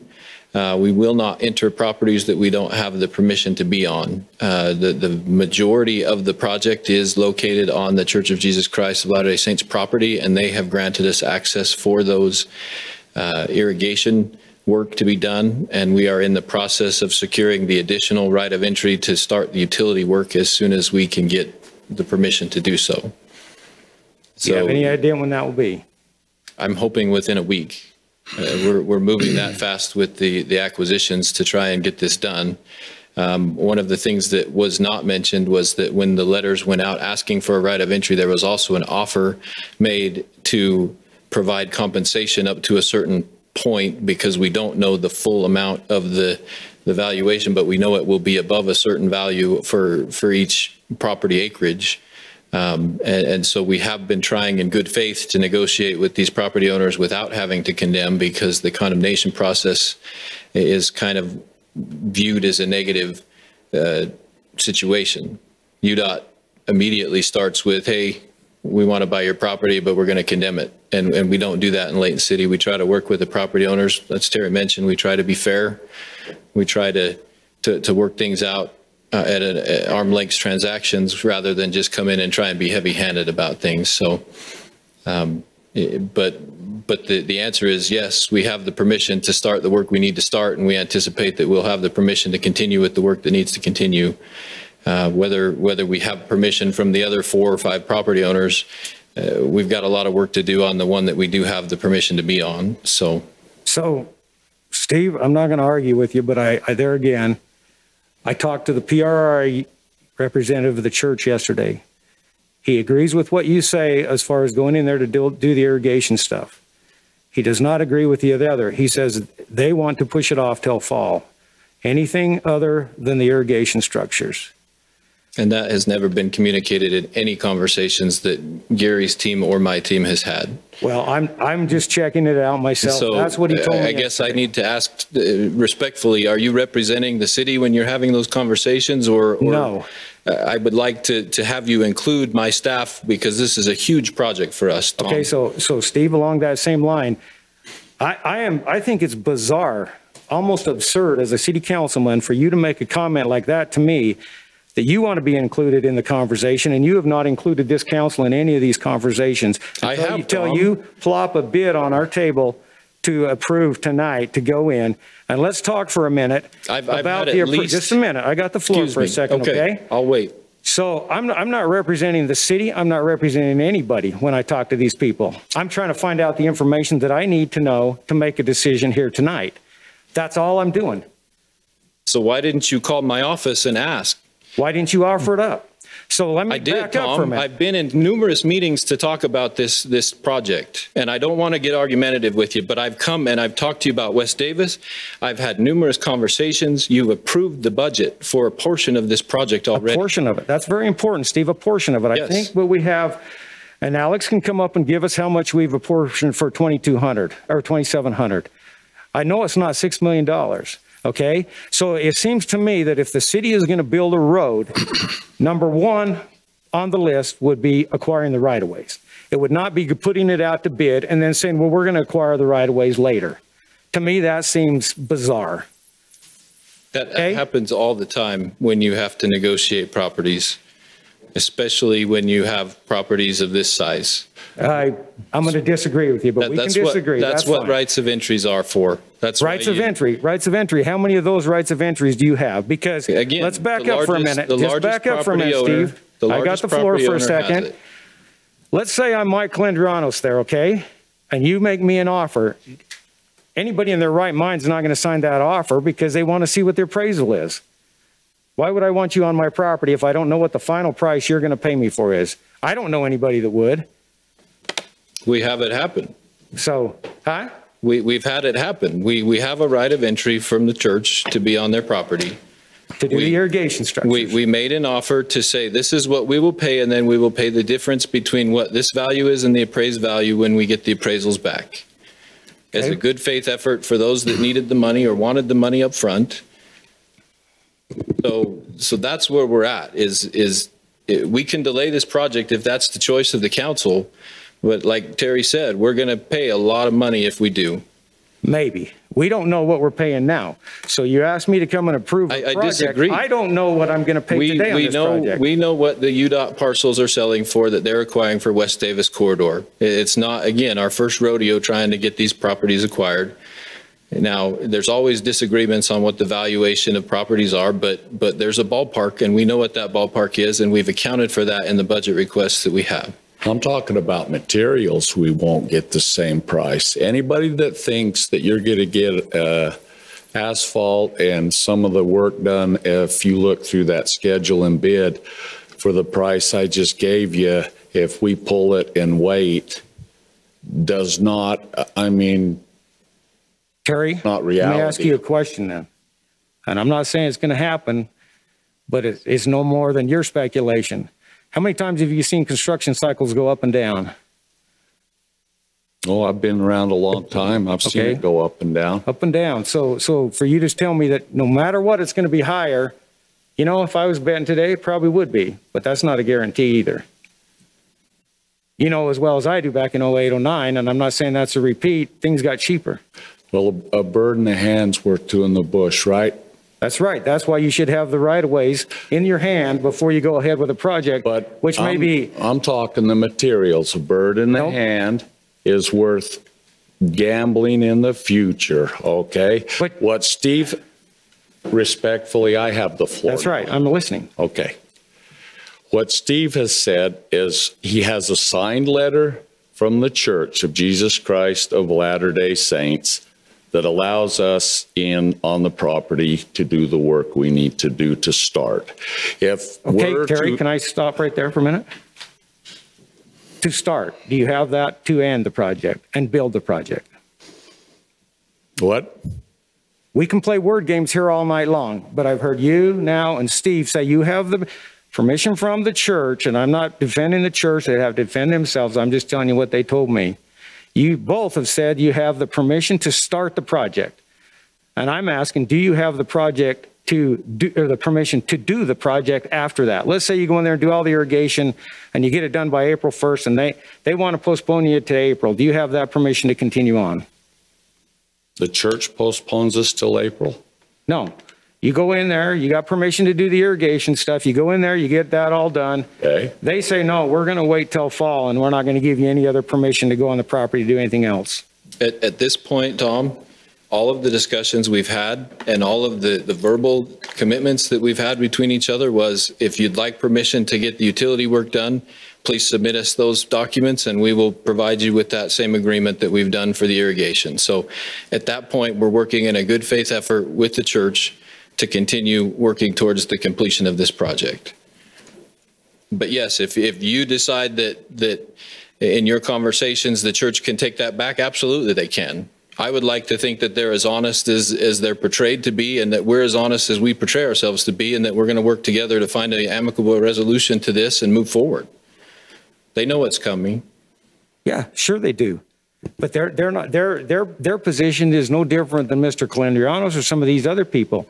Every one of the people that I've talked to on this project, they're not against the project, Steve.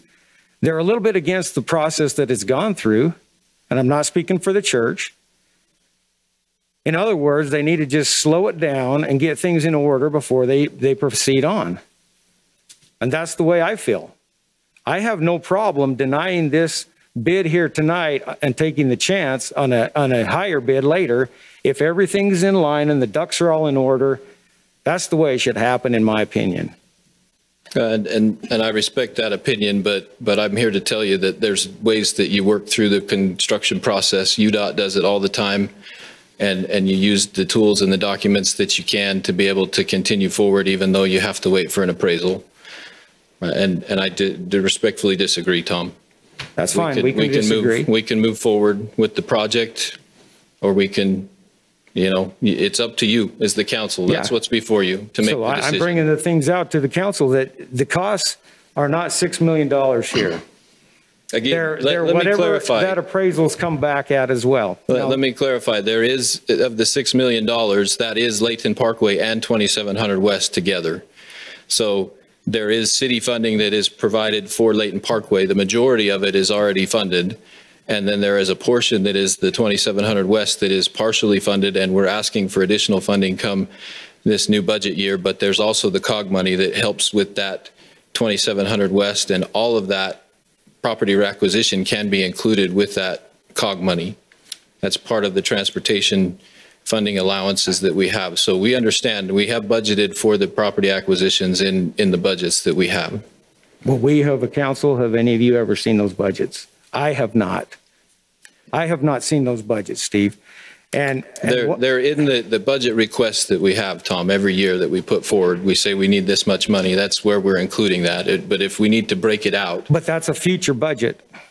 No, there's current budget money that we've asked for that has been approved previously by the council for at least 2 years. So if I go on this year's budget, I see $500,000 for 2700 West. Mm-hmm. That's what I see on this year's budget. So there's no way that this is going to happen without a budget amendment for this year or pushing the costs into the next year. And like I say, I'm not against this project, there's an additional 500 the year before that, in addition to the $3 million that Davis County COG has available to us. Right. And just to speak a word on that, when I was aware of that, I made a call to Commissioner Elliott and talked with Ken Anderson as well. There is no problem in their minds as far as delaying this project to fall or even the first of the year, their money's still there. So my whole point through this and that's a different conversation than we've had with Mr. Euler down in the planning department, because he said, if we give you this money, can you get it done? And we said, yes, this is the plan. Yeah, even in the grant application, as Mr. Calendriano's brought out from his grant request, and he's provided that with me, it's 1 to 5 years.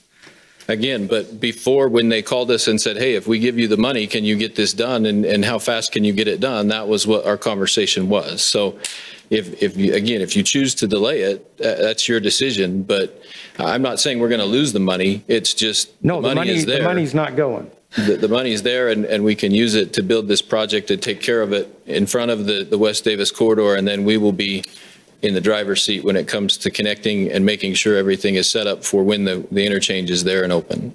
Which to me as a council member for the last 7 years is pretty much a totally opposite conversation that we've always had, because we always have said in any meeting I've been in that Layton Parkway would be the first connection to accommodate that.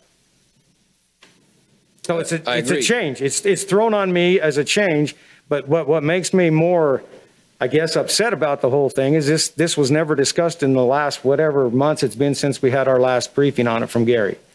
And then to all of a sudden have a bid to award, and when I know the right-of-ways and things are not secure, or at least mostly secure, I have a problem with it. Okay, do you have any other questions? No. All right.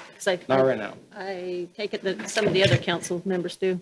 I'd like to just point out, if I may, Madam Mayor, that despite what Tom has said, it's not accurate. Tom, this same process that has been followed, I'm speaking to the balance of the council, okay? You're not speaking to me? I'm speaking to you as well, okay? But there are 5 council members, not one. No, I know there are. Go okay, ahead. May I finish? Yeah. So the process that's been followed on this, maybe you haven't paid attention, I'm not sure. But this is the process that has been followed in virtually all of the big transportation projects. We have never, in my history with the city, been involved in a situation where we've had every piece of right-of-way before we've moved. That's not customary on these big projects, because you don't know. Some people want to be condemned. Some people want to continue to negotiate. So you extend the contract and you begin moving down that process. By approving the contract, what the council is essentially saying is that we believe this project has to be done, and we support whatever means, negotiation, ultimately eminent domain, whatever has to be done to accomplish this project. That's how it is with all of these big projects, because they're too complex. There's too many factors that come up, that can come up. So it's no different here. And I think that's been explained, but I'm not sure that people are listening to that. Is my concern. There's nothing atypical about this project. If this project is delayed, and I know Terry and Steve have done a good job about articulating this, we've made commitments to people, to the state of Utah, that we would be there ready with this connection when they got there as well. Okay, we delay this a year. If we don't do the irrigation now through the LDS Church property, as they said before, this whole project is going to be delayed.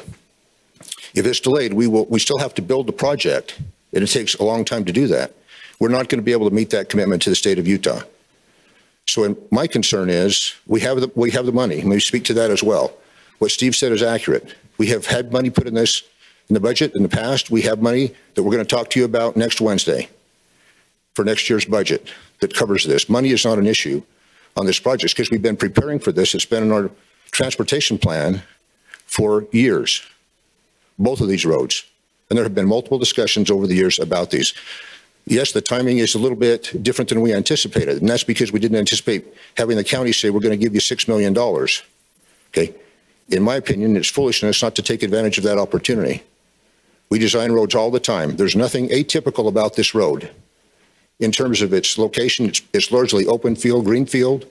It doesn't have near the complexities that some of the other roads that we've done in the past. So again, I want to be respectful as well, but at some point, I think I would hope there would be an acknowledgement that you have staff who are competent. Doesn't mean we know everything, but you have engineers and attorneys and people who've done this professionally and have won high marks for doing it for years and years and years.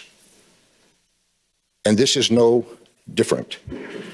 despite what may be represented. It's not any different. And we'll work through those issues as they come up, and we'll do it fairly, and we'll do it honestly, and we'll get the project done. Thank you for the opportunity to speak to that. Thanks for your comment, Alex, but I'd like to know when I missed the boat, because I've been at every meeting since I've been elected that it's been here. So I don't know where I missed the boat. And the commitment from the state of Utah, when are they going to be here? That's still a couple years down the road. I'm not asking that we delay this project indefinitely. I'm saying we put it off till fall, for instance. All the money's still there. You can deal with the residents. You can get your right-of-ways. You don't have to worry about the irrigation. Most of your problems are gone just by a delay of 6 months or so. That's all I'm saying. Rather than go down and try to be hurried through and trying to rush people and get right-of-ways that you don't have and everything else. That's all I'm saying. I'm not saying don't do this project. Never have once. Remember my first comment. The delay is over, it will be a year, Tom, because the only thing we'll be able to do is winter work will be the irrigation. Those fields and everything else out there, once the snow comes, then you're going to end up incurring extra costs for that winter work. So the recommendation to build the road in the winter is okay if you get a winter like we've had this year, but it's not a great deal to gamble on when you want to get a good quality product for, a 50-year life road. So what you're telling me is 89 should have shut down in the winter. I'm saying 89 traded what their requirements were based on the winter weather that they had. They shifted from building pipes and roads to building structures because that's what you do in the winter time. Just like the I-15 project. This project has an awful lot of them going right down the jungle ditch. We have pipe. So I don't think the delay to fall and working through the winter is a problem, because I look all over the state and see it happening all the time. And that's a great opinion that I respectfully, disagree with. There are huge challenges to building in the winter when you build these types of projects. And can it be done? Absolutely. But I know for a fact that every time we have a project in the winter, it costs us a significant amount of money more because we're dealing with those winter projects. So yes, you can lay pipe, and I'm not going to argue that you can't, but this is not the project you want to be building in the middle of the winter to try and have it done in the spring. And I'm not trying to push it into a winter project. And I think it's unfair to say that it's just going to be a winter project, because it's not going to happen in just a few months. No, but if we start in October and all we do is irrigation work, then do we keep going, or do we have to wait and see what the weather does? That's all I'm saying. It could push us into a springtime, delay of 3 months where we have to stop because we can't work. Now, maybe that's not the end of the world, but again, to a contractor who's got a crew lined out, it's a lot of money to put on hold. And they typically like to get paid when they have to be on hold because the contract says they can work. Okay. Something I want to say. I know that there's a couple other questions, so I think we need to kind of move on here. Let's allow some of the other council members to ask their questions as well, so that we can kind of deal with this in the open. So, Dawn, do you have a question? So it's just a thought, and I don't know as much as Tom does about this, but I think I do understand working with people. It seems to me that their biggest concern, what we heard tonight, was this lack of communication.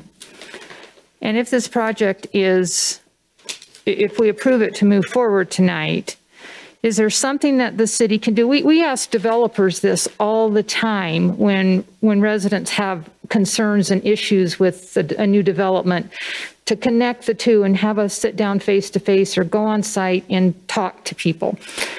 Is there any drawback to doing that? If these people want to know, rather than receive a letter in the mail or, not hear from you for 2 or 3 months, is there a way that you can share the plan, show the drawings, be more receptive to what, and more explaining to what they want to do to maybe settle their concerns and still move forward with the project?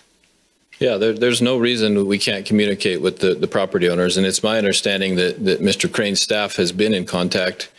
I can't speak to those timelines, but I know that they have the phone numbers for every city staff. The property owner that was up here before has the personal cell phone of my staff member, and communicates regularly with him. So I'm really quite shocked that he feels like there has been a lack of communication. And I don't want to say that he's not being genuine, but I'm floored that he says that there hasn't been that communication there. Now, I can't speak to Mr. Crane's staff and what's going on, but my understanding is they're open and willing to talk to anybody, and we're happy to do that. Now, are we going to get into design details with them? That's typically not something we do with property owners. We tell them where the property line needs to be, and if there's an impact to their home because we're putting sidewalk in, we explain that in the landscaping, but they're certainly welcome to see the plans. There's no reason that we can't do that. It's more of we didn't realize that somebody would care enough to look at the plans because it's a green field with a road, typical cross section,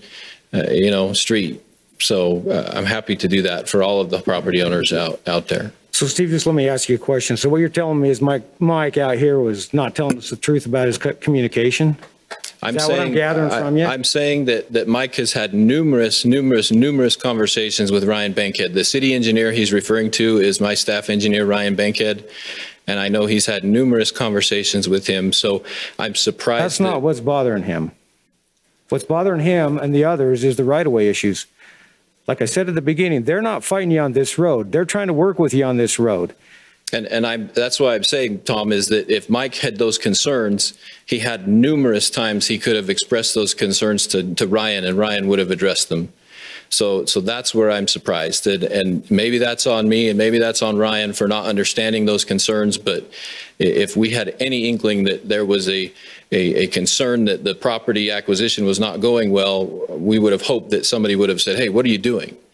But yet we're talking to them on other projects. As he mentioned, we're working with him on the irrigation design. We're working with him on other properties that he represents. And not once has he said, hey, I've got this concern. Or at least if he did, it didn't get communicated to our staff.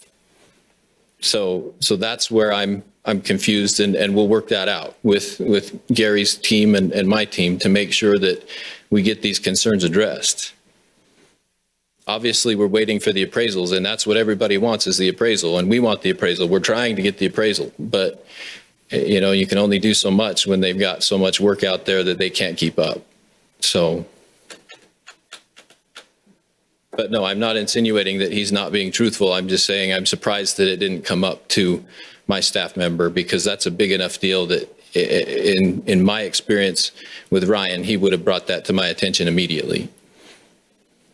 And I would hate to have Ryan have anything negative about him, because my conversations with Mike, I was present with Mike and Ryan Bankhead, and I would have nothing but good to say about Ryan Bankhead. And I appreciate that. I just, again. We'll pass that along to Ryan. We'll pass that on. Can I interject here? Yeah.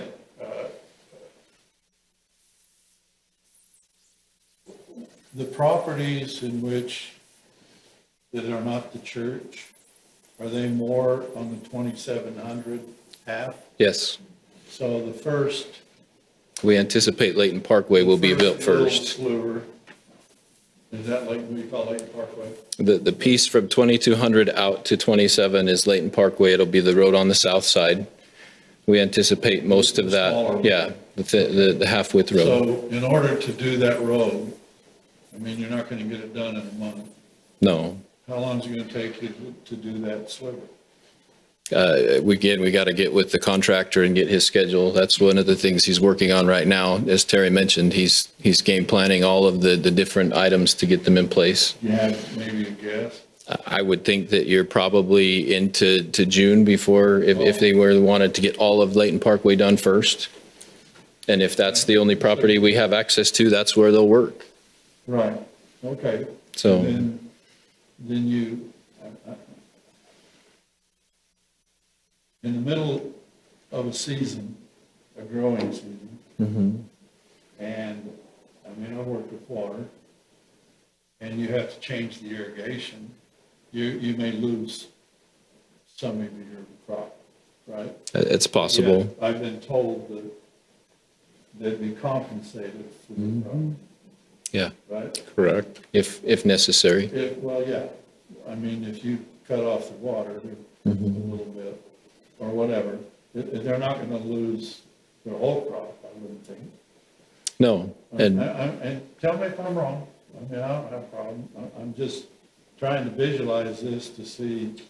So you go in and let's say June, July, even August, you come up, appraisals, everybody on board. You take it out, you cut part of their crop off, you pay them for the crop, you make the irrigation right. And then, of course, you start on whatever else. Sounds like irrigation goes in first. I don't know that to be true. it needs to go in first, especially on Layton Parkway. Yeah. But I'm thinking is, if most of the land is up on the 2700 side, can we take care of the land on the 2200 side and get that going? And then, I mean, you know, if it's going to take a little longer, and I keep hearing everybody wants to do it. I don't know how long it takes to do irrigation, but if you were meeting evidently with them, they feel like they need a little more input or something. I don't know. I don't want to say that, you know, I'm sure everybody's done everything they can. And some people wait, some people don't. But, you know, I would think is there a possibility of somehow getting this going, taking care of what we got now while we're solving the problem? And within, I can't say within more than 2 or 3 months if you meet with people, unless there's a problem with acquisition financially. I don't know how that works. But as far as, here's how we want to do the irrigation, here's how it's going to affect your land, you know, here's what we want to do, we'll pay you this much money to do that, and if we got to pay for your crop, then evidently we pay for the crop too. I'm just, instead of putting off and running away, and, you know, it seems like we can still continue to go forward, but we need to have their input. You know, I mean, obviously there's a discrepancy somewhere, and let's get to the bottom of it. I mean, they sound like they want to talk, and I know we do. Yeah. And so if that be, you know, and I don't want to point fingers like somebody hadn't done something. You know, there's a lot of unfortunate things when it comes, you know, I bought my house and forgot that other people were going to use the road. You know, now I know that they use it more than I thought they would. But anyway, you know, I'm saying, I don't like the idea of tabling something to get a portion done, but I don't like going beyond the mark until we get that portion done. So if we can do something before, I'm kind of all for, you know, getting that part done and going, and then work on the rest. Madam Mayor, Step in. this is a complex issue, and we have professionals in the city staff who it's their job to do these kinds of things. And I don't know if it's the council's role to be micromanaging decisions based on how we think it should be, when that's not our role as members of the council, at least in my estimation. The expedited timeline makes a lot of sense because we have a quarter or a third of the project being paid for by money that is not ours. That would necessitate moving up timelines. Construction costs, I'm building a house right now, and I can tell you it gets more expensive every day. And so until something changes in that aspect, I don't see how it isn't more expensive as we move forward, which would, again, as custodians of Layton City, would benefit us to move the timetable forward. We have to meet the state, as we have informed them that we were to meet them at that junction, and it would be best if we had our stuff done before they got there. Additionally, I think that as I'm a little worried with respect that we have these conversations in such an adversarial way, and that sometimes it comes across as if one member of the council, and not just you, Councilman Day, or someone speaks on behalf of the whole council. I'm only one councilman. I speak for myself. When I'm asking questions, I'm not speaking for the council as a whole. And so I think we just need to remember that our comments need to be directed. And this is obviously, I'm a lot newer at this than you are, Tom. So do you feel like I spoke for the whole council? A bit. How is that? Because I am one person. I realize I'm one person, and I'm just giving my own opinion. Right. Well, as myself. I will say it's the mayor's meeting to run, and so it's hard for us to be able to interject when I want to make sure that you have your say, right?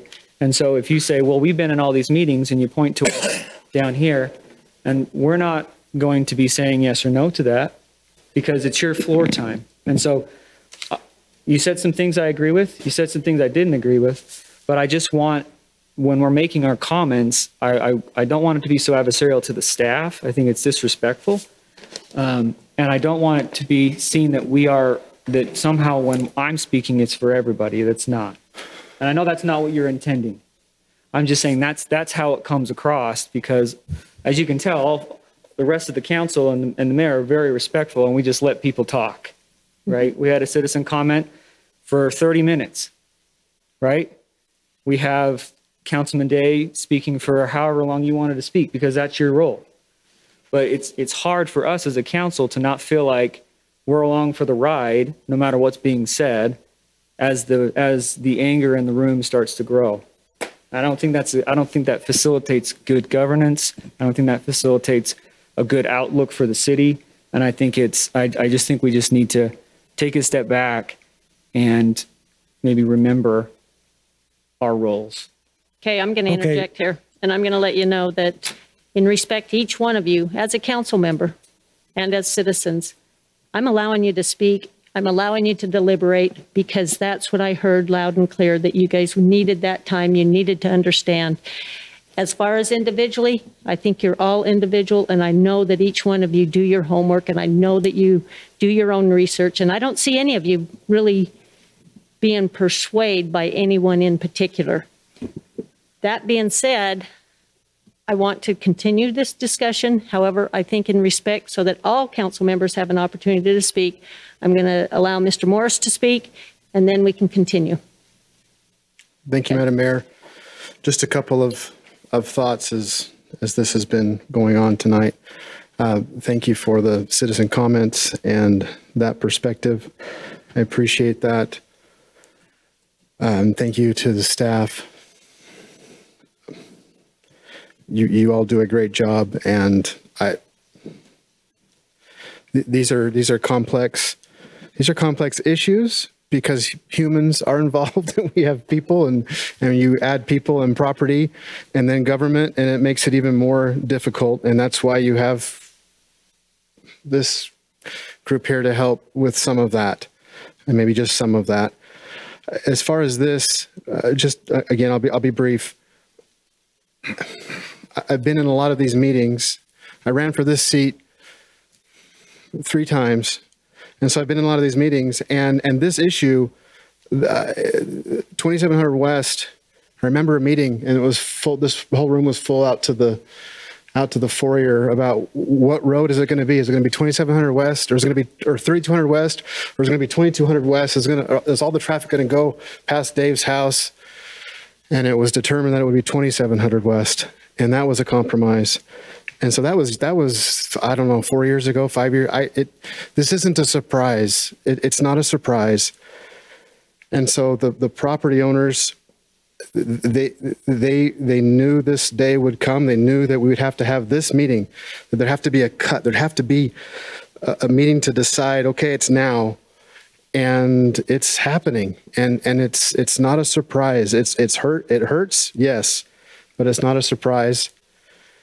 And the city, hopefully, I guess I can't speak for the city, but would hope that we compensate fairly for that. And I think we have the word of everyone here, the staff, that that those who own property will be communicated with, will be compensated. And if they want to negotiate, like you talked about, Steve, how versus condemnation and all of that negotiating tactics that happen. Okay, let that happen. That's a natural course of things. But this isn't a surprise. I want to keep our commitment that we made to the state. This money that we're talking about, and we're talking, well, it's $6 million and we're getting $3 million from here. And if we don't do this now, it'll delay the project and that'll cost more money. That money is not our money. It is our money. It's our taxpayers. It's yours and my money, those who live here in Layton and in Davis County. And we're stewards of that money. And I feel like if we don't do this now, then we'll be wasting taxpayers' money. And those taxpayers also are paying these property owners for this property as well. So I hope that we move forward this evening. That would be my vote if it comes to that this evening. Thank you, Madam Mayor. Okay, all of you have had a chance to voice your opinions. Madam Mayor, I'd like to ask for permission to speak again because I think I need to rebut a few things that have been said about me. Okay. Okay, so if any of you guys have taken on the council, my comments is speaking for you. I'm not. I'm speaking solely for myself, my own opinion, and never have done anything other than that with my intent. Okay, so you guys can all think. You guys all make the decision. Your decision here tonight will be your decision. Mine will be mine. But you'll also be held accountable for your decisions. We're all elected to do that job. So some of the things that have been talked about, yeah, we have a wonderful staff and they do a good job. However, if I'm not doing my job as a council person to question some of the things that I think need to be questioned, I don't think I'm doing my job as a council member. So to come in here and say that we should get along, we should never question what the staff says, that we should always just rubber stamp whatever things go, I think that's the last thing a council person should do. If that's your opinion, and I'm not saying that it is, then you're not doing your job as the elected person, because we work for the citizens as a council and the staff works for us. So remember that. And so, yeah, it's good to get along with the staff. It's good that they do a good job, but trust me, if you're not questioning, if you have a question, and everything that I brought up here tonight are questions that I've had about this project. And that's what they are. So. Madam Mayor, may I just add one? You know what? This is your meeting. For Councilman Day. I don't care how long we're here, as long as you guys feel good about your decision. So go ahead. Councilman Day, I respectfully, when it comes to, and I think maybe this is what Councilman Bloxham was, or at least when he was talking about that, it brought this to my attention. When we're talking about out west, we're talking about secondary water connections. Tonight we talked about ditches and the canal company. You own shares, you're part of, I don't know, ownership somehow. So when I hear you talk about these things, I'm thinking, well, he's part owner in this, and this is going to benefit him, and this is going to, those are, and so I would appreciate if we're going to talk about these things that it's brought up. You don't have to recuse yourself. You don't have to leave, but at least acknowledge the fact that, yeah, I have shares. This is going to help. Some acknowledgement so that when we're listening, that it's not totally just city council, it also helps to benefit you. Okay, Clint, I'd like to know how it benefits me. Okay, so let me explain a few things. I own none of the property involved in this road. I really own none of the property up 2700 all to Hillfield Road. My father owns some property, but I don't. I own a shop there, but that's not right next to this property. And let me tell you this too, there is no conflict as far as the ditch companies go or anything else. In fact, it would be opposite, because if you're going to go down and pipe all these ditches and everything, that's not a conflict to me. How is that a conflict? And if you remember what my first comments were, how would it be a conflict if I'm opposing, and I'm not opposing the road. All I'm saying is we postpone it 6 months to get the ducks in a row, buy the horse before the cart.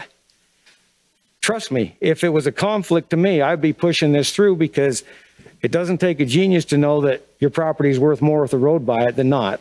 So why, if I had a conflict, would I be trying to delay it to make sure that the ducks were in a row as far as the city goes? Well, and that's a good reason too that I was going to say the property values are going to go up for these homeowners when the improvements are in, plus what they get paid for their ground. That's the exact, Terry, that's the exact reason why that they're not fighting this road. All they're saying is get things in order before you start. Before you go down the road you can't come back from. But with all due respect, Tom, and I think I can call you Tom or Councilman Day, we've known each other for a long time. On issues like this, you might not know it, but you come across very adversarial to staff. That's my opinion. You can ask Steve his, but you know what? We're big boys. We can handle it. You can say what you want to say. What I'm going to tell you as the Public Works Director is what I think is best for the city and the citizens. And you had us great staff at one time, and then we were good a little while later. So, you know. Okay, guys, Mayor, I'm gonna cut this meeting now. No, Mayor. I think that this has gone beyond what our representation of the city is. None of us have been like this before, and I do not want to see this carry on tonight or in the future. I respect each one of your opinions, and I know that each one of you are passionate about what you do, and everyone is, in my opinion, an expert in their own mind, as well as the fact that I know several of you are educated and have a more in-depth knowledge that you're willing to share and help educate the rest of us. And that's really what this is about. This is part of the discussion so that we make sure we're making the right decision for this city. So with that, I'm going to call for a motion. No, I'll make a motion for you. Nope. Sorry, this is a council. This is a motion. I'll call for an action on item E, the bid award for. You just said we would go until we're done. And now well, you're saying we're not. Okay, good point, but I got to say, I don't think that this back and forth action and accusatory that's taken place tonight, I am not proud of. I don't think any of you will be proud of. And I think that it's time you either cut that off or we're going straight to an action and decide this. I think that's well said. Okay. But I don't think cutting it off, saying we're done.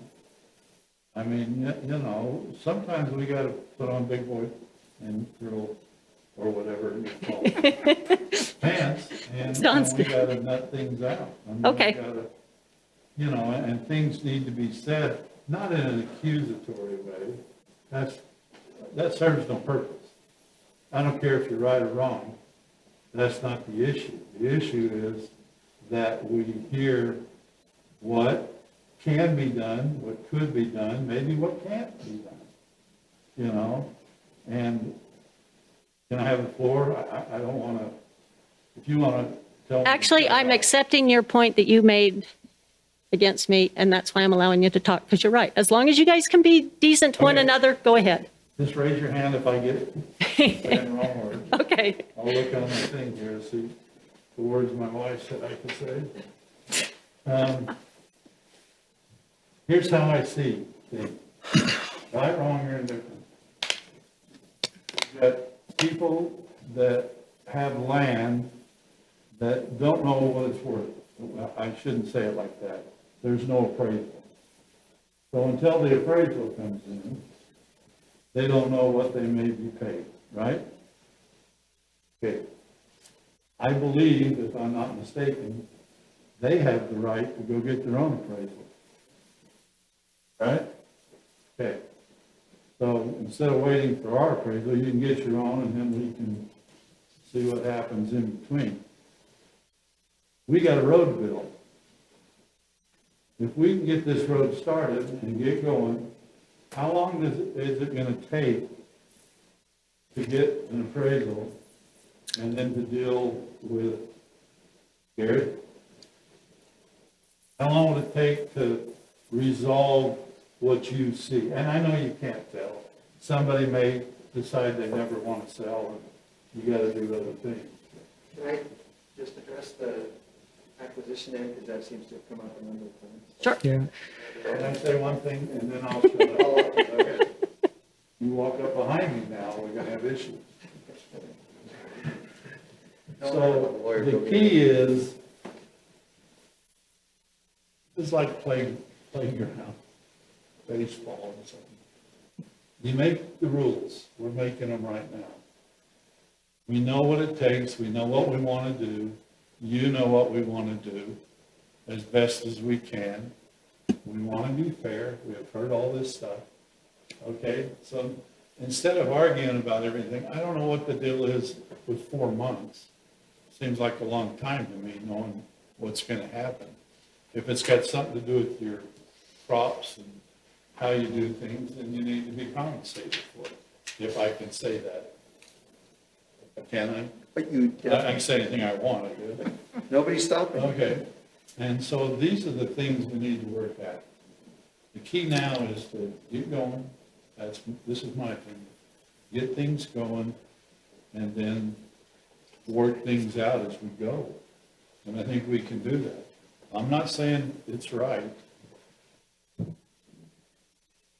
Why? Is it off? You gotta switch on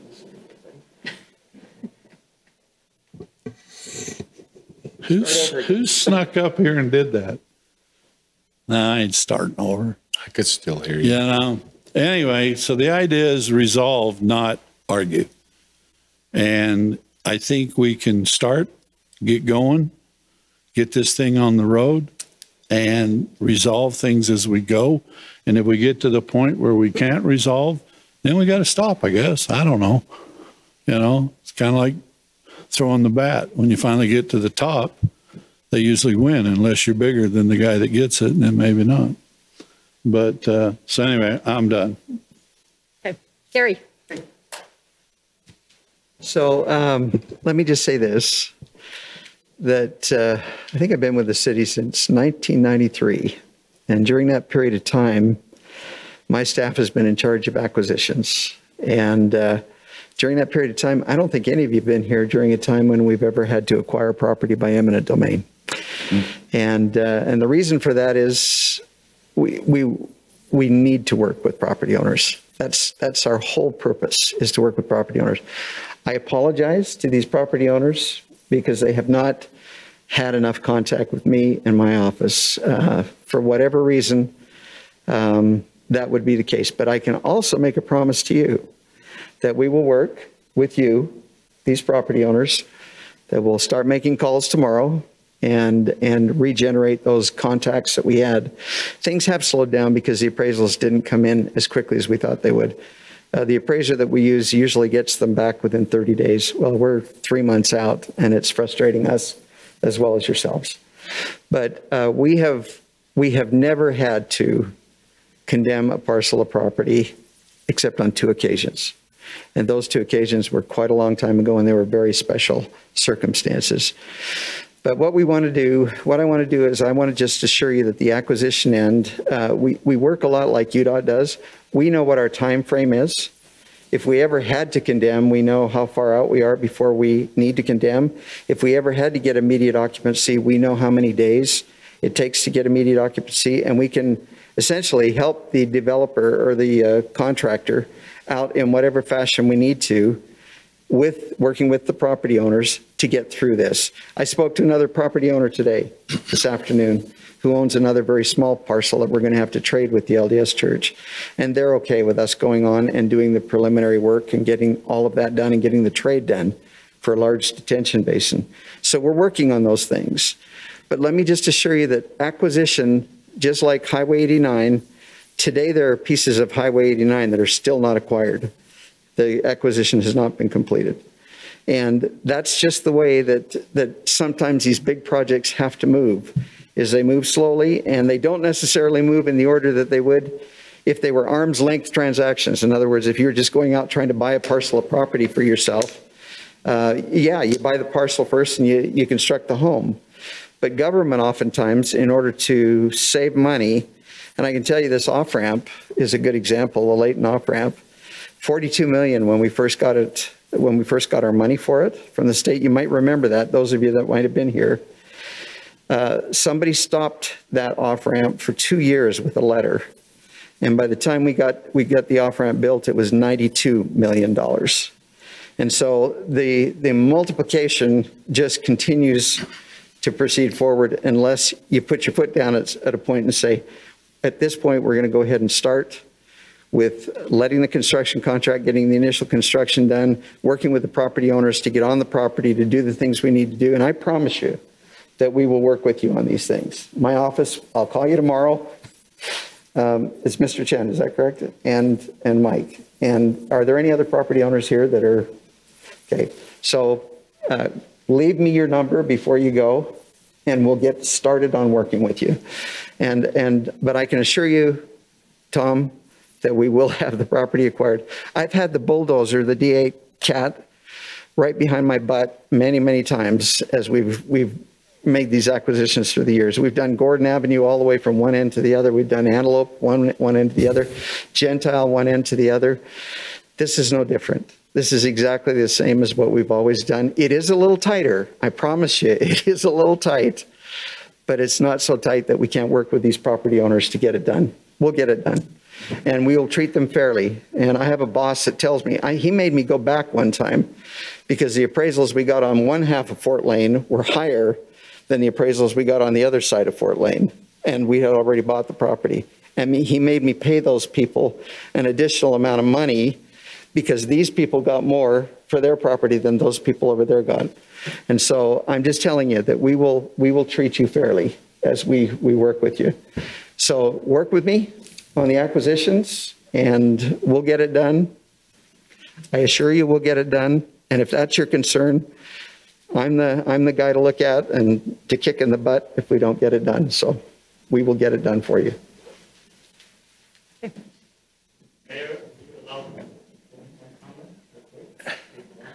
Okay, so at this point, this is a discussion amongst the council. We typically we don't allow that, just so you know.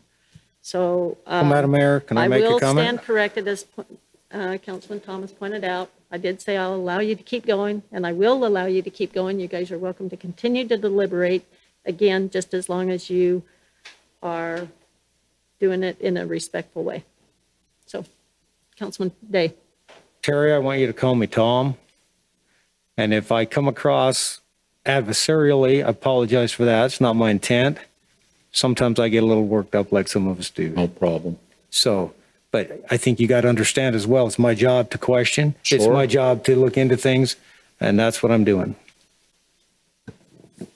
Well, and I just want to say, I hope I didn't come across that way in my comment about communicating with the people. It's just something that we do standardly with developers, and I think Gary, nailed it when he said, we just need to talk. And I think that was my comment, was this project's got to move forward. I know, because I got it going right behind my house. And so I know it's coming. And so if I was disrespectful in either of that, I'm sorry, but I just wanted to make sure that I think what they were asking for is just open communication. So. Yeah. And if I could, I'd like to apologize if I was part of the problem tonight. I'll be the first to admit I get passionate about things, and but no, I hope there was no disrespect and no hard feelings, especially Councilman Day. I know we've disagreed before, but I think we can continue to be professional. Tom, just call me Tom. So, but yeah, we're open to communicate. If I could, please call. If you have questions and you're I understand you want to investigate and you have every right to talk to whoever you want, but please call our office as well. We're always happy to call to talk and try and explain things and what we've been working on. So that would be absolutely welcome from our end too. Mr. Colburn, I cut you off, so you have the floor. That's okay. I've been cut off before. The staff would recommend the council adopt Resolution 2109. Okay, council, is there any more discussion? No, I'm grateful for the discussion and dialogue. When I make comment about the adversarialness, it wasn't that we aren't allowed to question. I learn a lot from Tom, and always looking into things. I'm a lawyer. I'm used to being adversarial. That's my job. But I just want to make sure everyone feels comfortable to say what they want to say. And so I don't want you, Tom, to think that any of my comments would in any way make you not want to share what you think. And if I came across that way, I am sorry for that. I do think this is an important project, and I do think that the accomplishment of this project, as indicated in Resolution 2109, does not preclude any of the important things that I want to happen with the citizens. It's not a binary. If this gets approved, then you don't get what you want. Everyone can go home happy. And we go home happy having the project move forward with good rates and the city getting a good bid, and with the understanding that there is some communication that can be started, as the city attorney said. And so with that, Madam Mayor, I would move that we approve Resolution 2109 as indicated by staff. There's a second. Okay, it's been moved in second that we approve Resolution 21-09. All in favor, say aye. Aye. Aye. Any opposed? Yes, I oppose. Okay, so you have the vote 4-1, which now brings this meeting to a closure unless anyone has any unfinished business. I make a motion, we close this meeting. Okay, is there a second? Second. Been moved in second. All in favor? Aye. Any opposed? There you have it. Thank you for your patience.